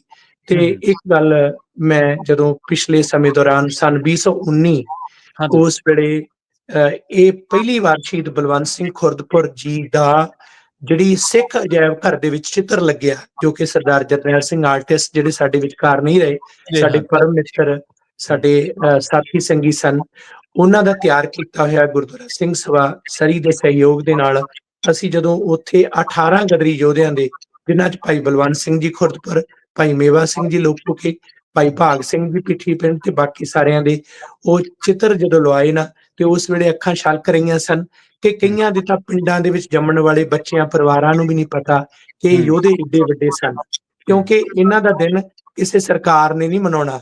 ਨਹੀਂ ਅਸੀਂ ਮਨਾਉਣਾ। ਪੰਜਾਬ ਸਰਕਾਰ ਤੋਂ ਆਸ ਰੱਖਾਂਗੇ, ਨਾ, ਉਹ ਤਾਂ ਆਪਣਾ ਜਿਹੜਾ ਲੀਡਰ ਹੈ, ਜੋ ਉਹਨਾਂ ਦਾ ABC ਹੈ, ਉਹਦਾ ਜਨਮ ਤੇ ਮਰਨ ਤੇ ਤਾਂ ਬਕਾਇਦਾ ਟਵੀਟ ਵੀ ਕਰਨਗੇ, ਲਿਖਣਗੇ ਵੀ। ਪੰਜਾਬ ਦਾ ਮੁੱਖ ਮੰਤਰੀ ਅੱਜ ਦਾ ਵੀ, ਜਿਹੜਾ ਉਸੇ ਭੀੜ ਦੇ ਵਿੱਚ ਹੀ ਹੈ ਜਿਹੜੀ ਪਹਿਲਾਂ ਦੀ ਸੀ। ਤੇ ਪਿਛਲਿਆਂ ਨੇ ਜੋ ਕੀਤਾ ਕਿ ਸ਼੍ਰੋਮਣੀ ਕਮੇਟੀ ਦੇ ਕੈਲੰਡਰ ਦੇ ਉੱਪਰ 29 ਮਾਰਚ ਦਾ ਦਿਨ ਸ਼ਾਮਲ ਹੈ ਕਿ 29 ਮਾਰਚ ਨੂੰ ਪਹਿਲੇ ਜਿਹੜੇ ਸਿੱਖ ਸ਼ਹੀਦ ਗ੍ਰੰਥੀ ਸਨ ਉਹਨਾਂ ਦਾ ਦਿਨ ਮਨਾਈਏ। ਕਿੱਥੇ ਹੈ ਇਹ ਵੀ ਕੱਲ ਨੂੰ ਤੁਸੀਂ ਦੇਖ ਲੈਣਾ, ਅੱਜ ਦੀ ਸਵੇਰ ਤੇ ਕੱਲ ਤੱਕ ਪਤਾ ਲੱਗ ਜਾਏਗਾ। ਤੇ ਰਹੀ ਗੱਲ ਭਾਰਤ ਸਰਕਾਰ ਦੀ, ਉਹਨਾਂ ਦਾ ਤਾਂ ਜੋ ਦਿਸ਼ਾ ਤੇ ਦਸ਼ਾ ਅਸੀਂ ਪਹਿਲਾਂ ਗੱਲ ਕਰ ਚੁੱਕੇ ਹਾਂ। ਸਾਨੂੰ ਘੱਟੋ ਘੱਟ ਆਪਣੇ ਬੱਚਿਆਂ ਨੂੰ ਜਾਣਕਾਰੀ ਦੇਣੀ ਚਾਹੀਦੀ ਹੈ, ਸਿਲੇਬਸ ਦੇ ਵਿੱਚ ਉਹਨਾਂ ਦਾ ਪੜ੍ਹਾਈ ਹੋਣੀ ਚਾਹੀਦੀ ਹੈ। ਕੈਨੇਡਾ, ਅਮਰੀਕਾ ਦੇ ਇਹ ਯੋਧੇ ਸੀ ਜਿਹੜੇ ਅਸੀਂ ਇੱਥੋਂ ਦੇ ਵਾਸਤੇ ਵੀ ਦੇਖੇ, ਕਿਉਂਕਿ ਇੱਥੇ ਵੀ ਨਸਲਵਾਦ ਖਤਮ ਕਰਨ ਲਈ ਉਹਨਾਂ ਨੇ ਕੰਟਰੀਬਿਊਟ ਕੀਤਾ। ਇੱਥੇ ਵੀ ਚਿੱਟਾ ਕੈਨੇਡਾ ਬਣਨ ਦੀ ਥਾਂ ਤੇ ਉਹਨਾਂ ਨੇ ਮੂਲ ਵਾਸੀਆਂ ਨਾਲ ਖੜੇ, ਇੱਥੋਂ ਦੇ ਪੀੜਤ ਲੋਕਾਂ ਦੇ ਨਾਲ ਖੜੇ ਆ। ਸੋ ਸਾਰੇ ਵਿਸ਼ਵ ਦੇ ਸਾਡੇ ਸ਼ਹੀਦ ਸਨ, ਮਨੁੱਖੀ ਅਧਿਕਾਰਾਂ ਦੇ ਸ਼ਹੀਦ ਸਨ, ਅਤੇ ਉਹਨਾਂ ਨੂੰ ਯਾਦ ਕਰਨਾ ਸਾਡਾ ਸਾਰਿਆਂ ਦਾ ਫਰਜ਼ ਬਣਦਾ। ਤੁਹਾਡਾ ਆਪ ਸਮੂਹ ਦੇ ਦਰਸ਼ਕਾਂ ਦਾ ਹਾਰਦਿਕ ਧੰਨਵਾਦ। ਵਾਹਿਗੁਰੂ ਜੀ ਕਾ ਖਾਲਸਾ, ਵਾਹਿਗੁਰੂ ਜੀ ਕੀ ਫਤਿਹ ਜੀ। ਜੀ, ਬਹੁਤ-ਬਹੁਤ ਧੰਨਵਾਦ ਡਾਕਟਰ ਸਾਹਿਬ ਤੁਹਾਡਾ। ਆਪਾਂ ਇਸ ਖਾਸ ਪ੍ਰੋਗਰਾਮ ਨੂੰ, ਜਿਹੜੀ ਕਿ ਅੱਜ ਆਪਣੀ ਪੇਸ਼ਕਸ਼ ਸੀ ਬਲਵੰਤ ਸਿੰਘ ਖੁਰਦਪੁਰ ਜੀ ਦੇ ਸ਼ਹੀਦੀ ਦਿਹਾੜੇ ਨੂੰ ਸਮਰਪਿਤ, ਉਹਨੂੰ ਆਪਾਂ ਇੱਥੇ ਸਮਾਪਤ ਕਰਦੇ ਹਾਂ। ਇੱਕ ਵਾਰ ਫਿਰ ਤੋਂ ਜੀ ਤੁਹਾਡਾ ਬਹੁਤ-ਬਹੁਤ ਧੰਨਵਾਦ। ਸਤਿ ਸ਼੍ਰੀ ਅਕਾਲ ਜੀ। ਜੀ।